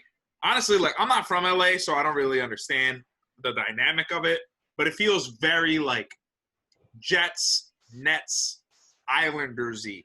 You know, where it's just like, you know, you're the other team in the state. You're the little brother. You know, you're getting fucking noogies all day. And it's like, dude, but, like, you got the stars. You have the star power. You have the magic, you know, whatever it might be. You know, you're sharing a stadium with the other bigger team that had just won a championship. Dude, you fucking better. Like, how – when we started this podcast, we were banging our drum on the Clippers except for Johnny. We wanted the Clippers to beat the Lakers. Well, not really because we wanted the Lakers to win for Kobe, but at the same time, we're like, yo, fuck LeBron. Like, you know, like – I was not – you was the only one. Not you. Shut up. We all know you. The only reason why you even watch basketball is because – Yes, I do. So I watch basketball more than you. Shut up. That is true. That is very true. I've never denied that, but no one's denying that you're a bigger pole smoker than I am. But I mean, they got no choice, man. Like, I mean, they have to turn it around. They have to figure it out, and they need to beat the hump that they need to get over is the team that they played before they played the Lakers because they didn't even get a chance to play them in the playoffs. Right. It's because they fucking look over teams. Like, all right, Drew, bag of the trash. They bag it. I will bag it because they do have the talent to do that. But the problem is they get in their own fucking way. Like, they have talent. They look over teams. Yeah. The teams that they had to beat, they look over them, and that's what gets them in fucking trouble. And and the shit is like, I don't know what's up with Paul George. Forget about Paul George. Paul George is not a superstar for real. Like, he is not. Like, he fucking fizzles out every damn time. How can you have good games, but then just turn around and just like, you're good one time, then you're trash the next? Like, there's like polar opposite. There's inconsistencies in your game. Like, major inconsistency in Paul George's game. Like, he's not. I think he's not like the superstar they need, and like, they just. It's a weird team, but they got the talent to do it. But their team is just like, I don't know. Right. And now again, I'll bag it off of basically what everyone is saying, especially what Drew's saying again. One thing I can say about the Lakers, they play everybody as if the games matter. Like Clippers, they have this arrogance where they look over teams like, yeah, we're gonna smoke them, and then they get their smoke. And where the Lakers last year, they played everybody hard. They ain't taking no days off. They coming to crush everybody. They trying to get this shit over with. I'm trying to send you home ASAP. Clippers need to have that same mentality. And on paper, Clippers look to be the best because I think, to me, they look better on paper than they did last year. And I think Lakers look worse on paper this year than they did last year, losing JaVale and losing Dwight. That was a big part of their defense, of how they played, how they gamed, how they were structured, as well as losing their third person. People sleep how much Rondo meant to that team. Like, especially when it came down to the playoffs, he became the general. He became big brother, and look, I'm getting everybody in line. So what's the new point guard's name? That kid is nice with the blonde joint. Schroeder is nice though. Schroeder is good, but Schroeder's not a winner. He's just never. He hasn't been on winning teams. Like, how can you say he's not a winner? Like, he doesn't have a chance. Like, okay, so he's been on the if you've been on a losing team, you're not a winner. So I'm only saying this compared to what they lost. So it's no ill against Schroeder, because I think he's a good player. But I'm just saying, compared to what they lost and what Clippers have added, I don't think Lakers are on paper as dominant as they were last year. So this would be a more ample time for Clippers to unseat the Lakers, because again, when in regards to roster wise, it is because, again, seeing the Lakers team, everybody said they was too fucking big. Can't nobody compete with them last season. They were far too big. When nobody gonna have no inside game. They had JaVale, AD, and Dwight. You couldn't do nothing with it. And we knew from the jump when nobody gonna be able to stop that. And sure enough, defensively or offensively, nobody was gonna do anything with that. Marcus old as hell. Marcus all is old. They don't have that low presence as they did. AD need to play more in the post instead of trying to be a shooter. But he's serviceable. Lakers will be fine, man. Lakers will be fine. And I'm not again. Talking shit. It's all. I'm not saying that they're not. I'm just saying, based on the question. Oh shit. Dick suckers. That based on the question. Pole smokers. This motherfucker is right here, bro. Yeah, they pole smoker. He called you that too, John. Drew and Johnny. He called me that. Shut the fuck up, John. John's smoking his ballot because that's his team. Yeah, Drew's isn't, because he loves him some LeBron. That ain't his team. I told you to want me to talk. Drew. Time out. I'm doing a lot of John today. Okay. Time out. Oh my God! Yes, time out. Time out. Drew. Hear me out. I'm the only nigga that. Time out. Drew. You were born and raised in New York City, right? Yes, I know that, nigga. Okay. So I'm a Knicks fan. Time.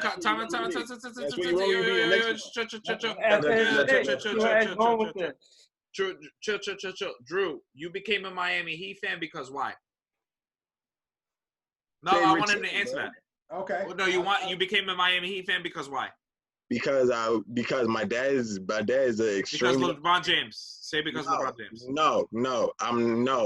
Don't ever fucking. Moving I just on, wanna man. know. We moving on. No, We it's moving not. on. No, it's not. My dad was an extreme Knicks fan, and yo, I fucking watched Miami Heat games, bro. If Miami Heat, the Knicks was battling like every fucking year, bro. Like, don't ever think like you a Knicks. Durant said, moving on. Durant said, Miami Heat didn't have a big rivalry. Durant runs. All right, I believe you. I apologize. You said that rivalry drove you to be how did the rivalry drive you to be? No, it did not. How long ago was a rivalry? No, it did not. Because y'all know this for fucking a long time. I started watching basketball in 06. I never changed my fucking answer. Like, the Miami Heat was like the first championship I ever fucking watched, my nigga. Like, well, LeBron was there, right? Fucking go. Yo, stop. Shut the fuck up. I said 06. Okay, so moving on. Now we going back to the NFL. Bag of the trash. God, these niggas getting me fucking mad, yo. Whoever's listening to this podcast, my friends are fucking complete assholes, bro. I swear to Okay, fucking so God. in the NFL, it's been an interesting season in the NFL. Okay. The NFL is flooded with good tight ends. We can all say that, Loaded right? this year. It's loaded with like great tight ends. This year, Darren Waller has emerged. He's been through a lot. Last year he was pretty good. Last year he was pretty good, but this season he's like somebody to talk about now. He's a lot of talent. Always had talent. Just a lot of lifestyle shit been fucking with him. So this year, I guess he got his shit together. And a lot of drugs. Right, a lot of drug issues. He had drug issues in the past and shit. He cleaned up, and I guess now his the product that we see on the field is conducive to him, making better life choices. So bag of the trash. And we're in the NFL. Is Darren Waller the best tight end based on this season? Bag of the trash, Eddie, to you first. Oh, I'm really, really mad that you went to me first. That's a question, bro. I just want to be on record that I shouted out Darren Waller before this podcast started last year. I was always on him. He was the Hard Knocks hero for me. I was all about Darren Waller. I love Darren Waller, but he has a great season this year. But unfortunately, I'm gonna have to trash it, mostly because of Travis Kelce. And we're gonna talk about how. And I do want to give a little shout out to my boy George Kittle George Kittle of the San Francisco 49ers. I think he's one of the best tight ends in the league currently. He's going to be better than Gronk. He's going to be better than Kelce eventually. Unfortunately for him, he wasn't healthy this year. He did come back this week, so shout out to him. But with all the weapons that Kansas City has with Tyreek Hill, with McCoy Hardman, with Clyde Edwards-Helaire, who is also going to be missing next week's game but should be back for the playoffs, with Le'Veon Bell, with the God, Patrick Mahomes, I'm just going to give a little bit of the tail of the tape. So receiving yards, Kelce has a little over 14,000, while Waller has 1,000. Waller has 98 receptions to Kelce's 105 receptions. Now here's the stat that I really, really focused on. The next couple stats I focused on a lot. So plays for over 20 yards plus. Kelce, in that amazing dynamic offense, has 23 plays over 20 yards or more. Darren Waller's 14. Now, some might say that, maybe Kelce gets more balls than Waller does. No, he really realistically only gets 10 more. Travis Kelce has 145 targets in that dynamic offense where there's a lot of weapons to throw to Darren Waller's 135. Kelce has 11 touchdowns on the season. Waller has 8 touchdowns on the season. Now, back to that dynamic Kansas City offense. Tyreek Hill's going to want to eat. Yep, Kelce has more touchdowns than Waller. Tyreek Hill's going to want to eat. McCoy Hardman was going to want to eat. Le'Veon Bell doesn't really touch the ball at all, but he's there. Clyde Edwards-Helaire is there. And they always find like some random receiver that's going to light it up. But the fact that they're still trying to get Travis Kelce the ball in a system where on the Raiders side of things, where there's really just Nelson Aguilar, Josh Jacobs, and Darren Waller. There's a bigger trio in Kansas City, and they're still trying to get the ball to Travis Kelce. So, unfortunately, Raiders is a run first team too, though. Yeah, unfortunately for Waller, he's had a great season, Also, but he is what's his name? Played in the Jordan Kelce era. do have Pat Mahomes. That's what I'm saying. You gotta add Exactly. that dynamic. That's the other Kelce dynamic has to it Pat too. Mahomes. So, do I think he's a Pro Bowler? Yeah. Do I think he's one of the top 5 tight ends in the league? Sure. There's been a lot of tight ends though. Like you got the kid from Green Bay, Toyin, who again had like 4 touchdowns in one game, which isn't fair. But Jared Cook has had a good season this year. Like I said, George Kittle did not have a full season. There's a lot of good Henry tight is ends. on a comeback season. Eric Ebron had a great season. Eric Ebron had a good season. T.J. Hawkinson had a good season.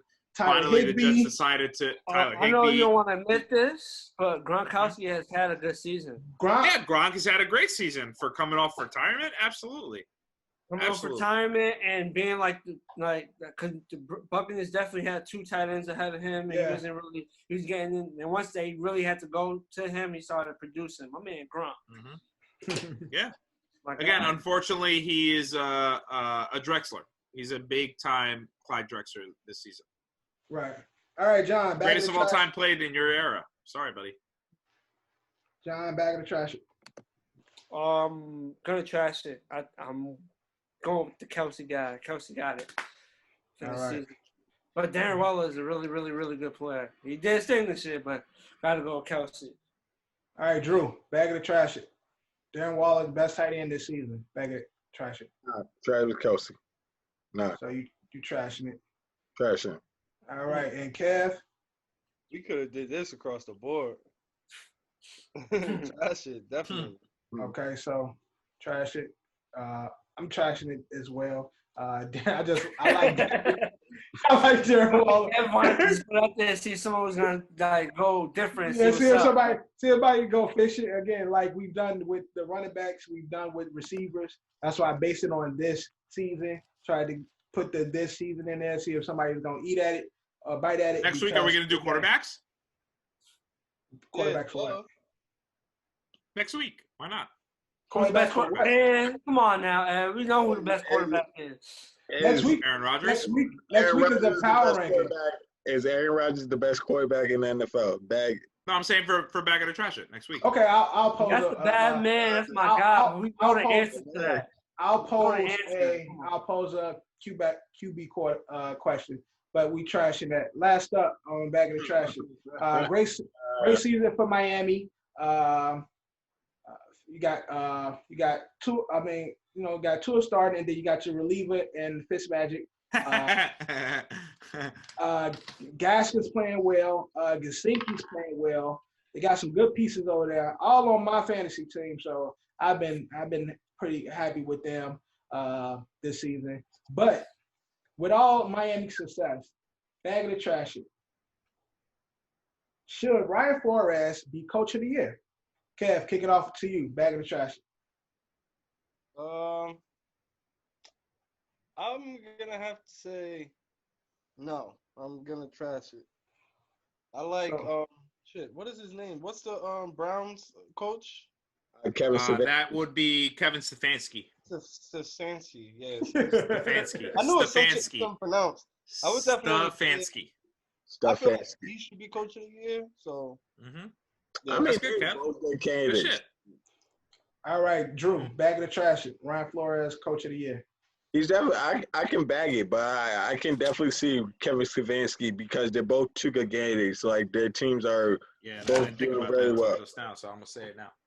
Yeah, nigga, shut the fuck up. Kevin actually made a good point. I'm saying he made a good fucking point. Hey, guess what? I have a whole list. Okay, motherfucker, relax you. Okay, motherfucker, relax. So, Johnny, bag of the trash it. Bitch ass. Johnny, I'm not bag gonna of the trash lie. it. I'm gonna trash it because if the Giants make the playoffs, give my man Joe. Oh my god! No. In my serious take, Joe Judge had a great coaching year. For a rookie coaching, he had a great year. I think the Bills coach should be coach of the year.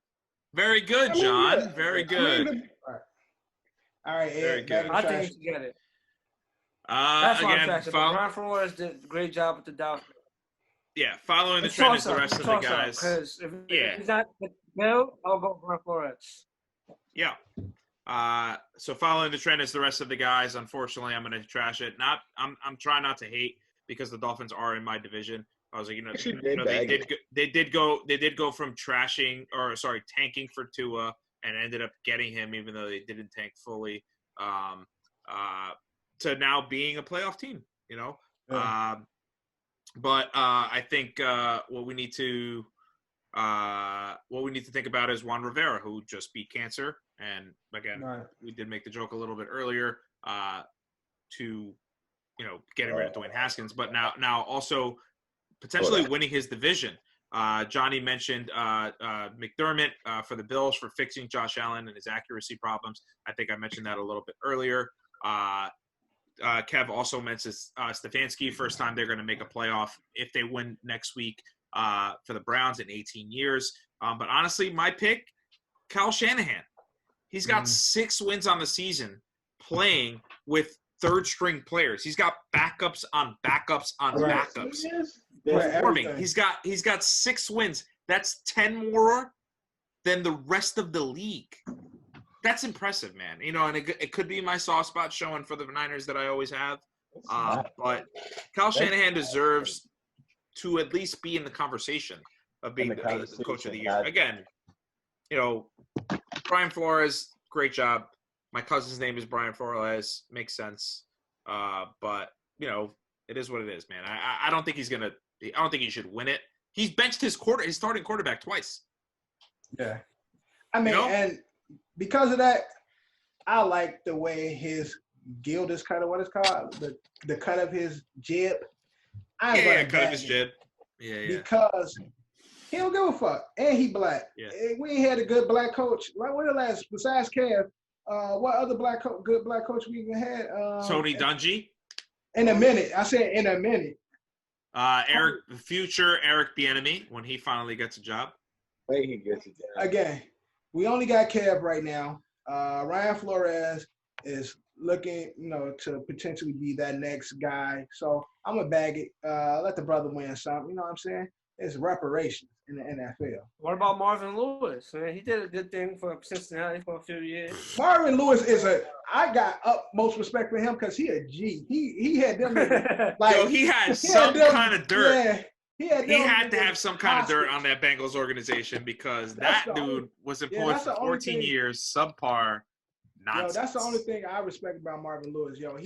He had their ass by the neck, like, I ain't going nowhere. Totally ass. Yep. He used to bring them the contract every year and say sign it. Yeah, 14 years, right? 14 years on the Bengals. I think they only went to the playoffs twice and got bounced out of the first round every time. He here go my extension. Sign that. I'm gonna make y'all a copy. I'll send y'all a copy, and then just walk the fuck out.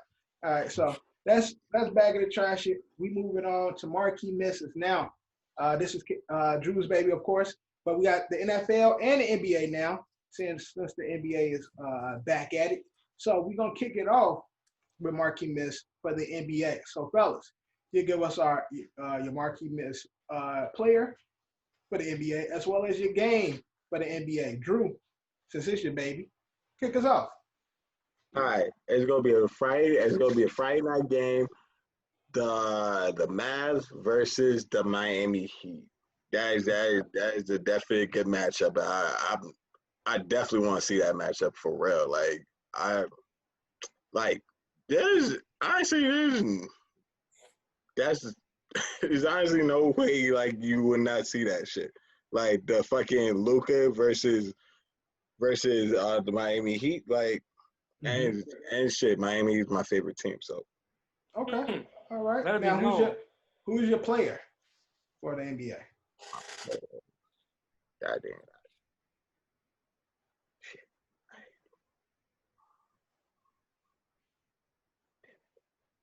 Okay. Yeah, a player I did not. That was a funny ass pause. That was hilarious. Okay. We'll let John go, and then you will come back to you, Drew, for your player. Nah, John, fuck that. Let him go. nigga, you said Marcus all last week, so Johnny, who's your Marquee Miss game and player? My game is the Atlanta Hawks versus Brooklyn Nets. They play each other twice this week. They play Okay. tomorrow, and I think they play Friday or Saturday the second time. That's gonna they be play twice this week. That's gonna be dope. I got Atlanta versus Brooklyn, and my Marquee Miss player is Darius Garland of the Cleveland Cavaliers. Okay. So Sexton. Come out. No, Sexton. No, Sexton. yeah, they got Sexton's out there. Y'all don't know who Sexton is? Okay. Are you talking about Sexton? So it's Sexton and Garland put together, so it's Sexland. Sexland. That's they new coin out there. Okay. All right. That definitely, I did not hear that shit. Like, how the hell did that happen? Okay. Right. Drew, so who's your Marquee Miss player? Oh, John, did you get your player? Yeah, you said it right. Yeah, I gave you the team in the play. Darius Garland and the Hawks and Nets. Right. So, Drew, who's your player? My Marquee Miss player is going to be from the fucking Magic and Vucevic on the Magics. They're going against this Philadelphia. They go against Philadelphia 76ers. So that is definitely my Marquee Miss player. So Vucevic is doing good. Like check out his stats. Like he's one of the good big. I'll say he's on like the lower tier, but he's definitely a good one of them good big men in the league right now. No, he is. He definitely is.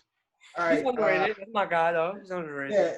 Yeah, I think it's Orlando. I don't know if they the market that they used to be, because Vucevic is definitely a solid, pretty good player. They're definitely not the market that they used to be. Like Right.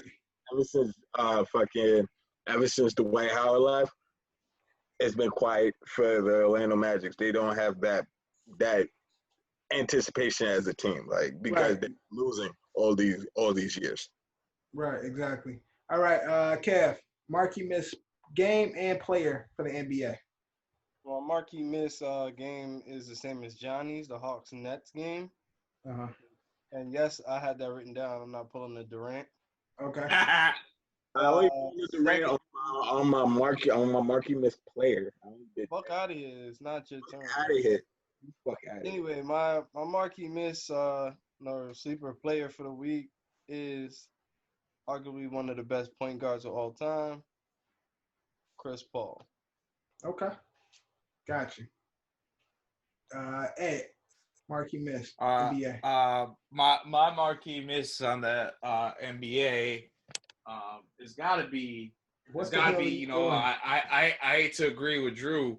I hate to agree with Drew, but sandwiched in between New Year's Day, aka National Hangover Day, you got the Celtics going up against the Pistons. You got the Hawks going up against the Nets. You got the Grizzlies going up against the Hornets. But also is sandwiched in between the college playoff, which, you know, I usually don't care about college football.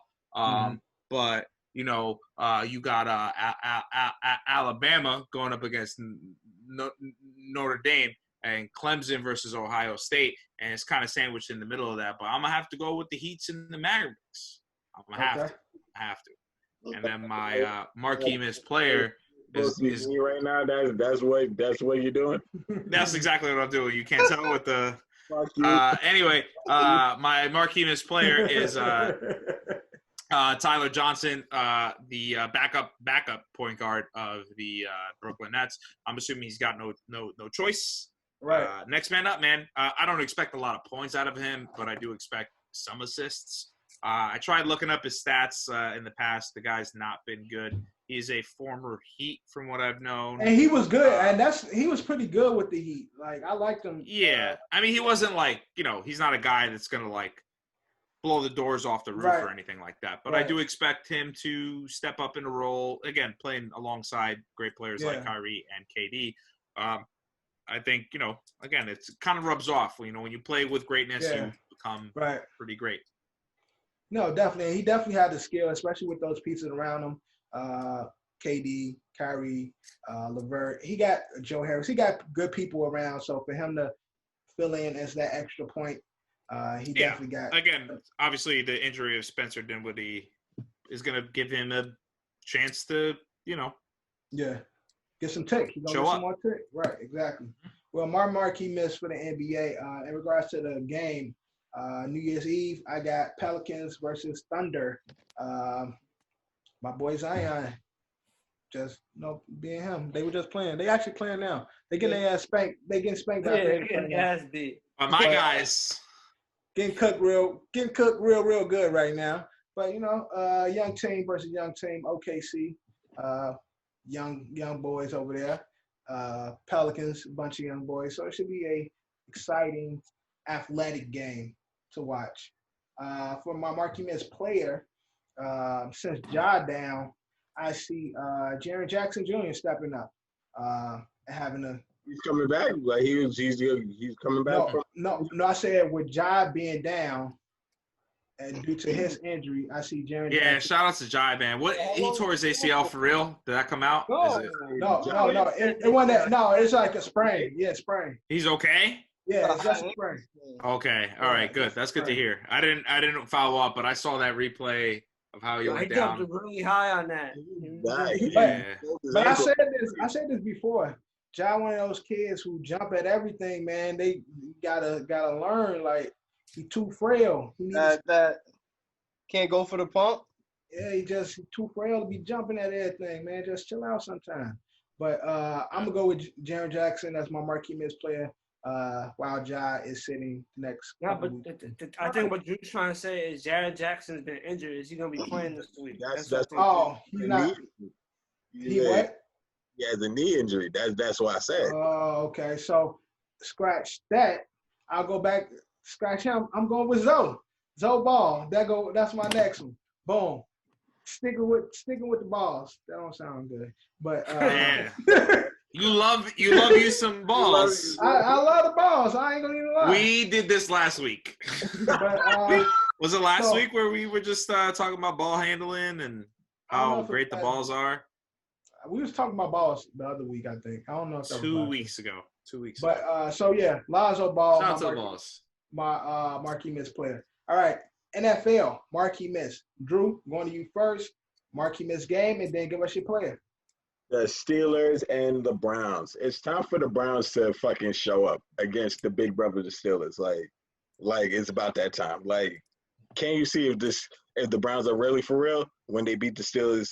When they beat the Steelers this week, that's why I see they really for real. And my marquee miss player is going to be CeeDee Lamb of the Cowboys. So Very good. What the fuck? Very was good, Drew. this? I'm proud of you. I don't know. I just Proud of did him. it. I'm proud of him. Hey, Yeah, listen, all right, he had hard. it. He had it ready. Trying to make it hard. All right, Kev. Marquee miss. Hard to NFL. see you win. My game is the Cardinals-Rams game. Wow. Who needs a win more? Shock out of you, buddy. Huh? I'm shocked. I'm shocked. I didn't surprise you picked that game. Nah, don't be shocked. Don't be shocked. Because my marquee miss player for the week is the one and only Danny Dimes. Okay, never mind. There it is. That's what I was looking for. Yeah, There boy. it is. All right, John. Marquee miss NFL. Marquee miss game. You know where I'm going. Cowboys, Let's Giants. go, John. Playoff Let's game. go. Oh, and on the marquee line. miss player is my man's Danny Dimes. Go, do this. Come on now. Y'all so funny niggas. I hate you guys. All right, Ed, marquee miss NFL. My marquee miss game is the Giants and the Cowboys, man. This is some playoff implications in there. Obviously, I know I've shitted on the Giants all year, and I don't like them because I don't like their fans, not including Johnny and Kev. I do love them, and they're not unrealistic like some people I know. Yeah. But rooting for the Giants to win this game, but unfortunately for them, they need the Washington football team to also lose this game in order to get in there. They will. According to Giants fans, they will go on a run and potentially go to the Super Bowl and win with Danny Dimes, but I don't think that's realistic. But I do want them to actually have a fighting chance to get in there. And then my marquee miss player is A.J. Dillon. Aaron Jones sitting down, as I mentioned before, when you are playing fantasy football week 17, usually when a team locks up, they don't need to play their starters. A.J. Dillon was drafted in the second round by the Green Bay Packers and was pretty good. I think he rushed for 24 rushes for a little over 200 yards and a couple of touchdowns. I expect him to carry the load this week and have a great game. So we're pretty simpatico this week in Marquee Misses because my game is the Giants Cowboys. Now, I'm lone wolfing it. but Drew, we're kind of simpatico because I think the Giants are going to lose. I think Washington is going to lose, and I think Cowboys is going to win. And Andy Dalton is my Marquee Miss player. Oh man! So that's how I see it. That's how I see it. So They've got the red rifle going. he said CD is going to be the person collecting those dimes from the Red Rocket. So Andy Dalton is my Marquee Miss player for this week. And that's Marquee Misses. We're going to get into the pick'ems for week 17. Right. We at the end. We're at the end of the season. Oh, no. We got playoffs, though. Playoffs? Playoffs? You kidding me? Playoffs? Can't even win a game. Do we add the playoffs to the final record, or did we get by next week is the regular season winner? We don't add the playoffs to the regular season. No, we don't.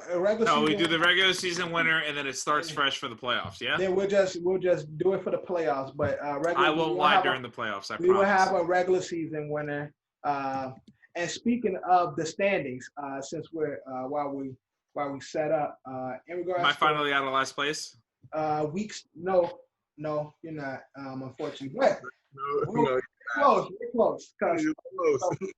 For week 16, Drew was leading. Drew was 12-4. Then DQ was 10-6. Johnny also 10-6. Eddie, you were 8-8. And me and Kev was tied 6-10. Now, I Jeff Fishered it. Nice. Good right. For me. In regards to the season standings, Johnny and Drew is tied with 144 wins. DQ Interesting. DQ is back in third with 140. Kev got 137. I have 127. And Ed is one game behind me. Let's go. So the season might end with me in last. We'll see. But we're gonna get. There's no punishment, right? We didn't discuss the punishment. Thank God. Punishment. I know I check in every week, but I just want to make sure. So no punishment. We're gonna go through the picks. We'll get DQ's picks and add them later. But there's gonna be a punishment next year. Next year, I want to be on record. Once the world will be all vaccinated, we'll all be in our districts and stuff at that time, so we can. We'll find something to do whenever we're not in the Hunger Games. So let's get through these picks. Ed, I'll pull them up. Ed, you ready? You got your spreads and stuff? No. Johnny, you got the spreads? Yeah, I did pull it up, but I had to back out because you guys didn't hear that, did you? No. Hear what? Okay, good, because I was listening to some guys talk shit on a website. Sorry about that. But I got the spreads. All right, so first up, Sunday, we got Falcons, Tampa. All around. Buccaneers, go Brady. Atlanta. Okay. So John got Tampa. Drew, who you got? Tampa. Kev, who you got? Bucks. I got the Bucks as well. Eddie, who you got? What's the spread? I got the book. And looks like the Buccaneers are 6.5 point favorites in this game. Over under is 50.5 points, so 51. Who knows what's going to happen with Atlanta? I do expect them to cover that, but we'll see. All right. Up next, we got Ravens, Bengals. Y'all can go around, but I got the Bengals. So Ravens. The Ravens. I got Ravens. the Bengals. I ain't trying to, I'm trying to go and secure this bag, so I got the Bengals. Hey, it's not gonna happen. Kev, who you got? Ravens.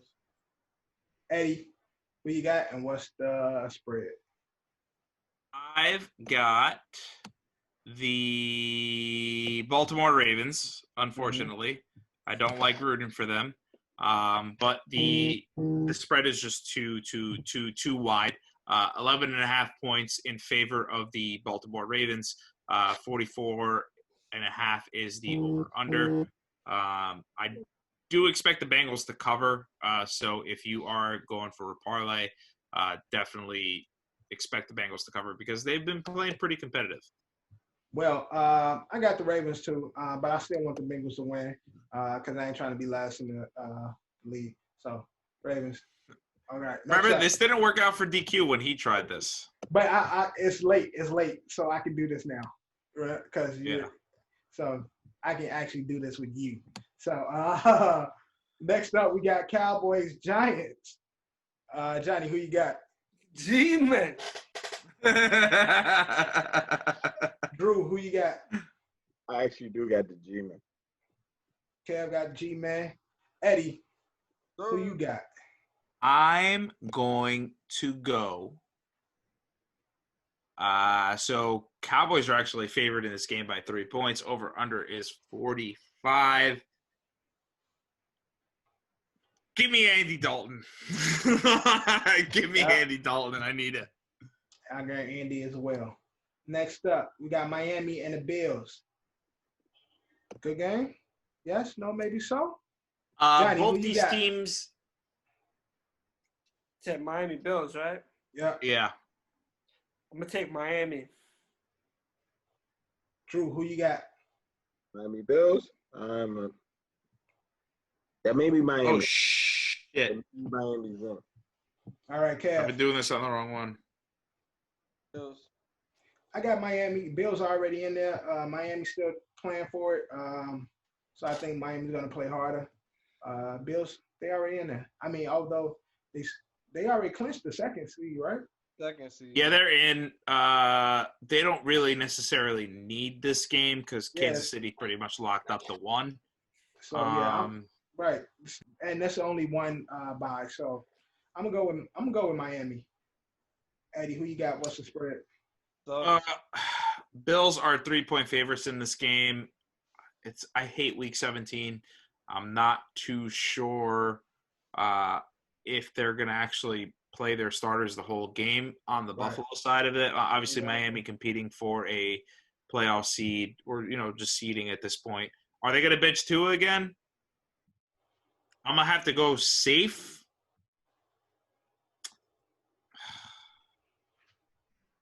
Just give me the Bills, man. I would assume that Josh Allen's going to play the whole game.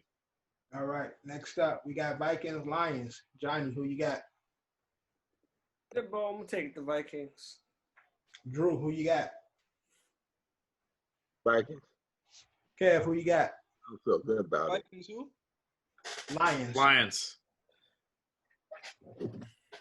Lions is winning that game. All right, I got the Vikings. Ed, who you got, and what's the spread? I think this is a big-time audition game. Do you keep Kirk Cousins? Do you keep Matthew Stafford? No Kenny Galladay. Both running games are very solid. Receivers are, better on the Vikings side of it. They are the 7-point favorites. The Vikings are. I don't have an over and under. Currently, it is Tuesday. Games, obviously, this comes out on Thursday. So just to be safe so I don't become the last place guy, gotta go with the Vikings. All right. Next up, we got Jets, Patriots. Johnny, who you got? Stenham with the start. Stenham starting? Yeah. Oh, boy. Oh, man. My man. I have a strong feeling it's going to go one way because strategically, someone just doesn't want them to get. Yeah, Jets gonna come. They coming out cooking. They don't mind them moving down the draft board. What? Fuck it. I'm gonna do it. I'm gonna take the Jets. All right. I think, John, we're locked in at the number 2 pick, so it doesn't matter what happens in this game, no matter what. Even if we do win this game, we are still going to have the 2nd overall pick, regardless. There's no team worse than us except for the Jaguars. All right, Yeah, Drew. the Jets. Drew, who you got? Oh, me? Yeah. Jets, Patriots. Jets might win that. All right, Kev. Jets. All right, I got the Jets too. They playing for pride now. Eddie, who you got? You don't like It's them. about to be a clean sweep. First time all season. Clean sweep for the Jets. For the Jets, right? Oh boy! In the most Jets fashion thing, we did talk about this with the Browns and the Jets game last week. This week, but recapping last week, there's got to be a reason for me to be miserable. There's only one way I can be miserable is if the Jets win 3 games in a row and they continue to keep Adam Gase, to keep Sam Darnold, to potentially make the worst pick 2nd overall if we don't trade out of it. It's just endure the suffering. It's the goddamn Jets. Wait until next week because the Jets, what I'm going to be wearing is going to be indicative of the New York Jets. But the Patriots are 3.5 point favorites. What's that? The trash bag. We'll see. We'll see how the entire episode gets filmed next week. Our first podcast of the year. I will either be depressed if Adam Gase isn't fired on Monday, or thrilled that Adam Gase is fired on Monday. But Patriots are actually favored in this game by 3.5 points. Over under is 43.5. Hyperdrive offense with Adam Gase. He's going to keep his job. The Jets are playing for him. Sam Darnold is playing for him, and we're going to keep Gase, and we're just going to keep rolling on and making me miserable. Why are you so certain that they're going to keep Gase? Oh, they're going to keep him because I can't have anything good in my life, Drew. I'm sorry I don't have John Harbaugh. I'm sorry I don't have Lamar Jackson. All right, moving on. Jets do have Lamar Jackson. Why Jets do have Lamar. Yeah, the other Lamar Jackson. Who's not good. All right, next we got playoff contention game. We got the Steelers and the Browns. Johnny, who you got? Give me the Browns. Drew, who you got? Oh, Browns Steelers? I want to say the Browns because it's time. It's time. Yeah, you're going to pay me $50 when they do. All right, Kev, who you got? I don't know. Ravens win. They're in the fucking playoffs. So, yeah, the Ravens are playing the Bengals. So, that's a win. Y'all going to lose that. But, Kev, who you got? Okay. All right. I got the Browns, man. I got the Browns as well. Browns going to win that. Eddie, who you got? What's the surprisingly, coming off the loss to the New York Jets and completely shitting on themselves being the Cleveland Browns that we all know and love, they are 10-point favorites in this game. Over under is 42.5 points. Again, Stefanski's done a really, really good job with Cleveland. Baker has every other day. He's got a good game. They have 2 of the best running backs in the NFL, and I don't know what's going on. They don't like to use them with Nick Chubb and Kareem Hunt. You didn't need the receivers that you didn't have last week. But you would hope that you do get the receivers back next week, and you actually utilize the running game there, Stefanski. But give me the Browns to finally break that 18-year drought. All right. Next up, we got Cardinals, Rams. Johnny, who you got? Give me the Cardinals. Drew, who you got? Rams. Kev, who you got? Rams. With an injured Golf? Golf's not playing. Yeah, that's what I'm saying. No, he's going to play. He's going to play. That kid is tough, man. He popped his own thumb back into place. He's coming back for the postseason. He's going to play. They say he's coming back for the postseason. If there is a postseason for them. Golf is injured, and he plays injured when he ain't injured. So I got Cardinals. Eddie, who you got? Well, even with the injury to Goff and Cam Akers too, I believe he's out for the regular season as well. The Rams surprisingly are still the favorite in this game. Yeah, 5-point favorites, actually. The over-under is 45.5 points.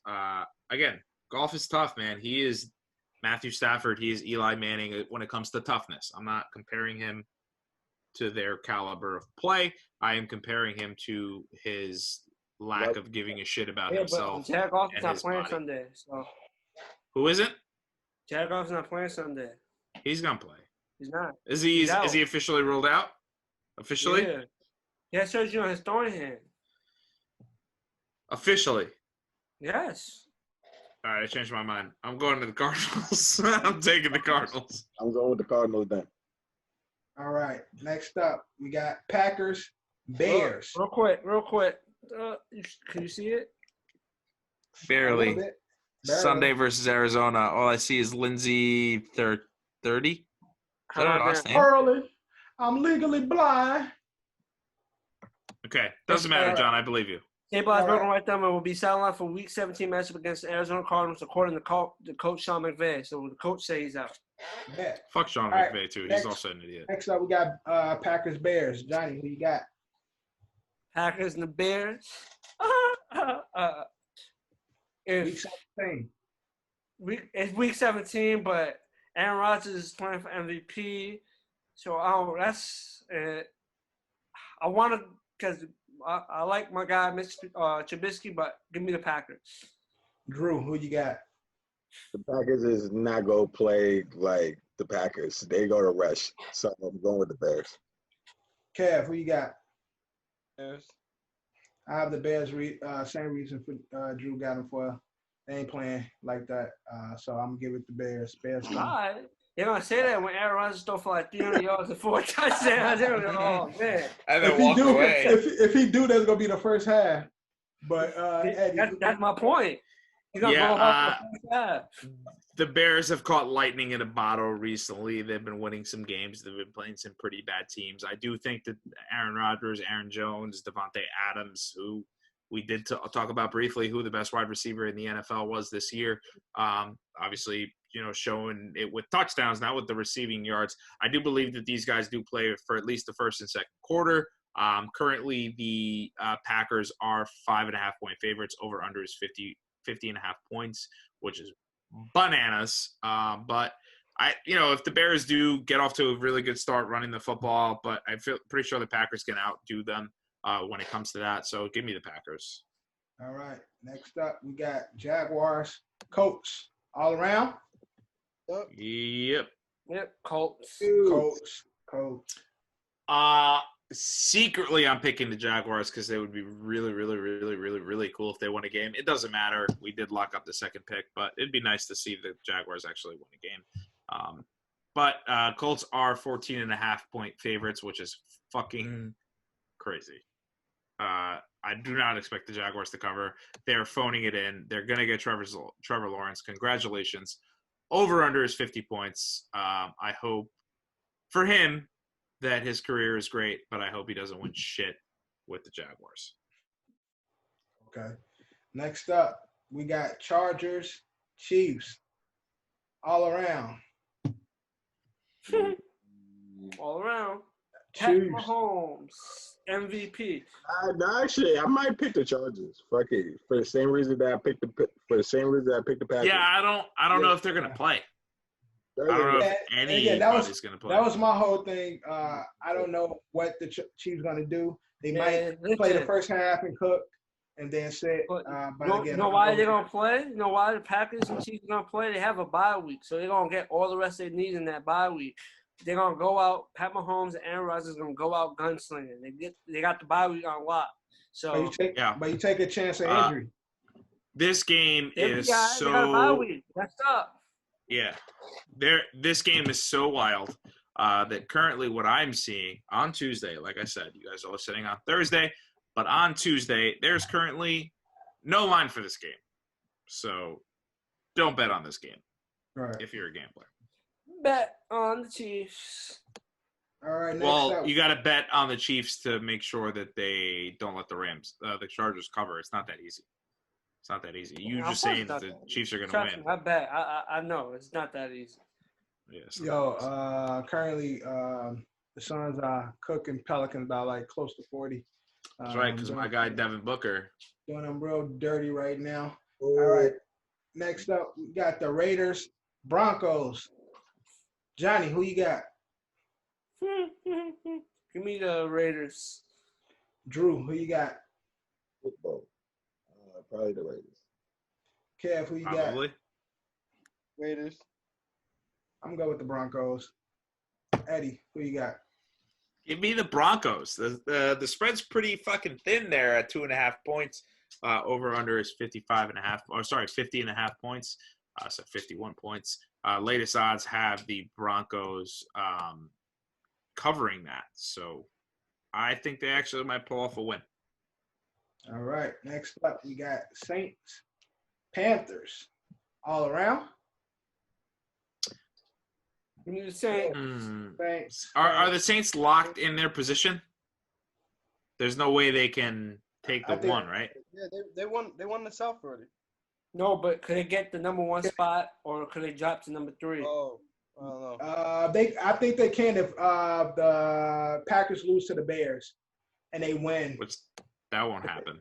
If Packers lose to the Bears and Saints beat the Panthers, they can lock up the one.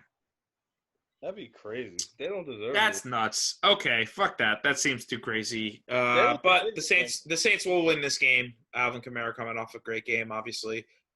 Who knows? Maybe next week he actually breaks the touchdown record. They are 6.5 point favorites against the Cardinals, and the over/under is. Quick question. Oh, sorry, Panthers. Over/under is 50. Go, John. What time are the Saints and Packers game? Are those 1 o'clock games or 4 o'clock games? The Saints game is at 4:25. The Packers game is at they're both at 4:25. Oh, so Yeah. So no scoreboard watching.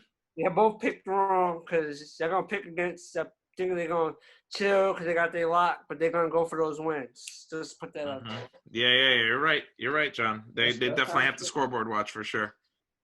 All right. Next up, we got Seahawks, Niners. Johnny, who you got? Seahawks. Drew, who you got? Seahawks. No, So Nine- wait, Niners. What? what if? All right, quick question. What if the Packers lose, right? The Saints win, and then the Seahawks win. Who gets the number 1 seed? Because they will all be 12-4. I think Saints get it. I think I the think- Saints because they have the tiebreaker. Yeah. I think they got Strength of the it goes to strength of schedule, I believe. Even though they're on top, there's a lot of important games seeding-wise for these 3 teams. That's true. And guess what, John? They're all at 425. So that means they all gonna play. See, if like say the Packers would have played at 1 o'clock and the Packers won, I would probably pick the other teams. The other teams is like, I'm not Right, gonna but go that- because they all up. playing at the same time. So they all Good have a job, shot at NFL. it, they gotta go hard. Way to make it interesting. Right, make the last week interesting because usually people don't give a fuck. But Kev, who you got? Panthers. Seahawks and Niners. Seattle. I got Niners. Seahawks ain't that good of a team, and I like how hard the Niners be playing. So go out with a bang. I got the Niners. Eddie, who you got? Yeah, shout out to my coach of the year, Kyle Shanahan. Over under is 47.5 points, but what really intrigues me is that the Niners are only 4-point underdogs in this game. We watched them do it last week. I think we're going to watch them do it again this week. Give me the Niners in an upset. All right. Next up, we got Texans, Titans. All around? Yeah. Yeah. Yeah. I might Titans. Yeah, Titans. Titans. Titans still got something to play for, so they need to Yeah, come out. they need the W to officially lock up the South. Right. They need to come out and get a win. So Yeah. So give us the Titans. Free Deshaun Watson. He does not deserve to play on that garbage team. Or get him a GM and a coach that actually will utilize his skill set. 7.5-point underdogs are the Texans. 56 is the over-under. Dude, I take the over in that game because last time the Texans played, I mean, they played against the Bengals and scored 20. I think the the total of that game was like 80 some odd points. So give me that. Gotcha. And last up, we got Monday. Sunday night. Sunday night. Playoff contention game. We got Washington football team and the Eagles. Johnny, who you got? Let's go. Fly, Eagles, fly. Let's go. Eagles. Yeah. All right, Drew, who you got? Eagles. Kev, who you got? Eagles. Yeah, I know why y'all got the Eagles, but Yeah. I got like I said, Washington is gonna lose, and so are the G-men. So, but I have the Eagles in this game. So I guess I'm the odd man out. I got the Washington football team. That spread is close. 1-point favorites are the Washington football team, which Vegas is usually never wrong. 42.5 points is the over-under. Give me Washington to make their playoff berth and elimination in the first round. Eliminating everybody. Immediate elimination. All right. Okay, so that's our pick'ems for week 17, as you can see right here. This is pick'ems. All right. Episode 37. We are into our last Fab Five of the year. We're into our last episode of the year. 2020 is coming to an end. We've been, over the last couple of episodes, we've been recapping 2020. We did our fresh faces. We did our 2020 sports moments. And for the last Fab Five, we doing our MVPs of 2020. These are the athletes who have shined throughout this COVID fucked up year, this shitty year. They have been the small glimpses of light throughout this crazy year that we've had. So we're recapping from 5 to 1. Some of the MVPs, most valuable people, player, personalities, philanthropists, all those P's. Y'all see I got that in there? Because philanthropist is with a P. Okay. So 5 to 1, kicking off Drew. My MVP of my team, fucking Jimmy Butler. He came, there was a perfect mesh when he came to the fucking Miami Heat. Brought them all the way to the fucking finals. Along with my team. It's not just Jimmy Butler, but Jimmy Butler was an important piece. Like, What about the bucket? the bucket? I say he was an important piece, not the only piece. You got Bam Adebayo, you got the bucket, you got fucking but Jimmy Butler, it was that one piece, bro. Brought it all together. There you go. He's my MVP. Okay. Good pick, Drew. All right, Eddie, at number 5, who you got? My number 5 is DJ LeMahieu. Okay. Should have been the MVP, got robbed of the MVP. Definitely. But please come back. Please resign with the Yankees. Don't go to the Mets. That shit will get me so mad. I'll be so sad. Go anywhere else but the Mets. Okay. Johnny, at number 5. At number 5, I got my guy, Giannis Antetokounmpo. Great regular season. Giannis was that guy. Defensive player of the year, MVP. He robbed the MVP, but So you had to take Baltimore robbed the defensive. I hear about the MVP. He had the MVP, but he definitely robbed MVP. Best. He had the again. That's the only MVP robbery. was him. Had the best regular season record. MVP, defensive player of the year. Giannis. Defensive player of the year went to Anthony Davis. It should have. It definitely should have. But MVP, he definitely deserved that. Kev at number 5. Now, number 5 is Alex Smith. Coming back. Starting. That's right. Comeback player of the year. Good shit. That's it. All right, I'm taking another mix. Alex, honorable mention. Giannis, honorable mention. And number 5, I have Colin Kaepernick on my list because of this He was right. tumultuous year we had. So from the riots, from the deaths, everything Colin has said has come full circle, and now people's ears are open, and now people want to stand up and protest and stand with Black Lives Matter when Colin been saying it. And still being blackballed by the NFL, Colin still remained true to himself. His jerseys sell out all the fucking time, and I want one, these black jerseys, but I can't get one because them shit sell out in like 30 seconds, which makes me mad. But They came back out again?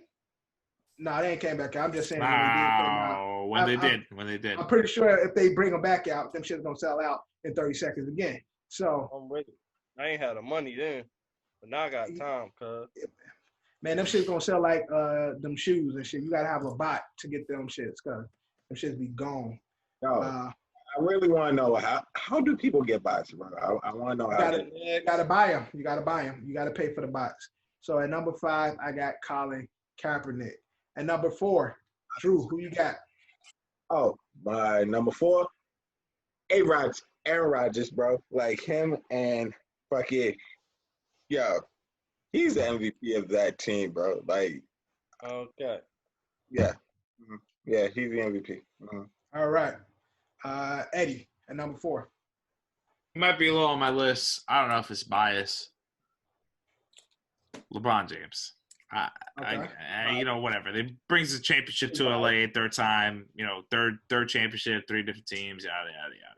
Right. All right, John at number 4. Who you got? At number 4, I'm gonna go with Jimmy Butler. Good shit, John. Jimmy Buckets, number 4. Like All it. right. Kev at number 4. Number 4, I got the batting champ himself, DJ LeMahieu. Good shit. And at number 4, following John, I also have Jimmy Buckets. Again, before Drew knew who he was, I've been a Buckets fan for quite some time. Nah. Don't even disrespect Drew like that, son. So, and you've been watching basketball since 06. And I'm happy with the career that Jimmy has set himself up for. They tried to play him in Chicago. They played him in with the Sixers. The Wolves, hoe ass, they tried to make him be some menace and shit because they were all soft. And so with the Wolves, they tried to make him soft head. Wiggins ready to cry. He was gonna beat Karl Anthony Towns' ass. All them niggas act like bitches. He went to Miami. They got those boys in line and they competed this year. And Jimmy has been the general of all that shit. So Jimmy Buckets definitely deserves to be on this list. Number 4, Drew. At number 3, who you got? Patrick Mahomes. Patrick Mahomes at number 3 on Drew's list, bringing a chip to Kansas City. All right. Eddie, number 3. My number 3 is Aaron Rodgers. Aaron Rodgers, the bad man, at number 3. Johnny. Hopefully he wins the MVP this year. Johnny, who you got at number 3? At number 3, I got the World Series MVP, Corey Seager of the LA Dodgers. Okay. Good shit. I don't know who that is, but it's all good. Kev, number 3. The number 3. Next year. At number 3, despite his age, one of the most deadliest boxers to ever perform, I got Mike Tyson. Good shit, Kev. Good shit. All right. And number 3, also from that LA Dodgers team, black man doing his thing. And number 3, I got Mookie Betts. Yeah. Number 3. Fuck him. Get out of here. Not only great athlete, he shitted on Boston. He came to LA, and he's definitely one of the biggest faces when it comes to this Black Lives Matter movement. Getting all of MLB in line. So with 3 and 2, it was tough, but I got Mookie at 3. So Drew That's at a number good 2. one. That's a good one. Another good one. Bro, like he's definitely a big important piece to that team, and he brought the first championship to the Dodgers in like how many years? Like how many years since Dodgers won? I totally forgot that. Drew, what's your number 2, bro? That was Mookie. That's my Mookie Mookie. Betts. Oh yeah, you had that on your list. Yeah, I did have it on my list. Someone's saying that your real number 2 is imaginary, and you got your number 2 of depth. I know what he's Yeah, saying. word. Some saying it's Lamar Jackson, but he once he heard Mookie, he said, "Oh, that is right." And I would have Lamar Jackson probably an honorable mention, but all right. Ed at number 2, who you got? My number 2 should be the real MVP of the NFL, but won't be because we're quarterback bias. Derrick Henry, the way that this man has been bullying everyone in the league is pretty fucking impressive. So I know who's in number 1 already. Then. All right. Yep. I got you, Ed. All right. At number 2, Johnny, who you got? Pat Mahomes. Come on, guys. Nah, I kept them off. I don't count the Super Bowl in February. That was last season. no, but it did happen in this To me. 20. Nah, I know Yeah, the best exactly when it football? happened. I'm not Right stupid. now?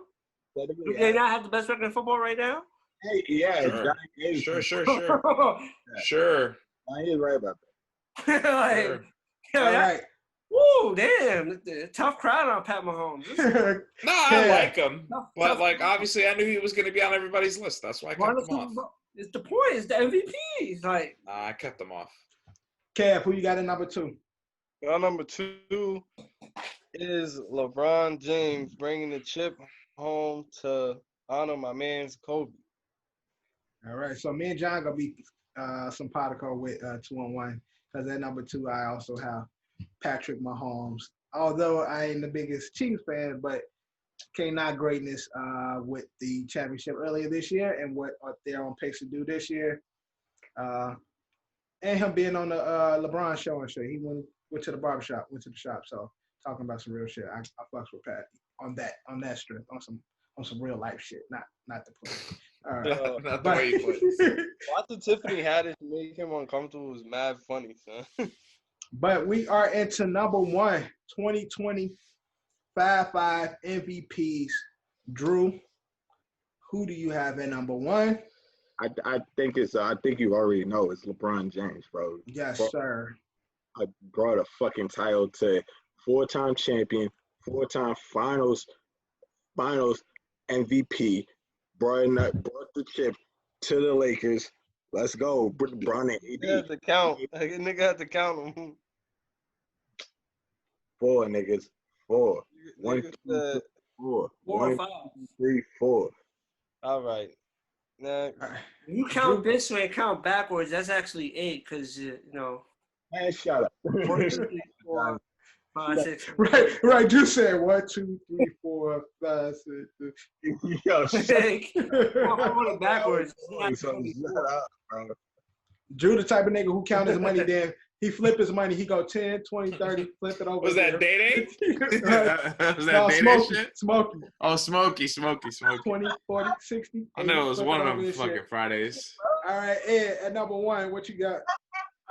My number 1 is for all of the reasons why it was your number 3.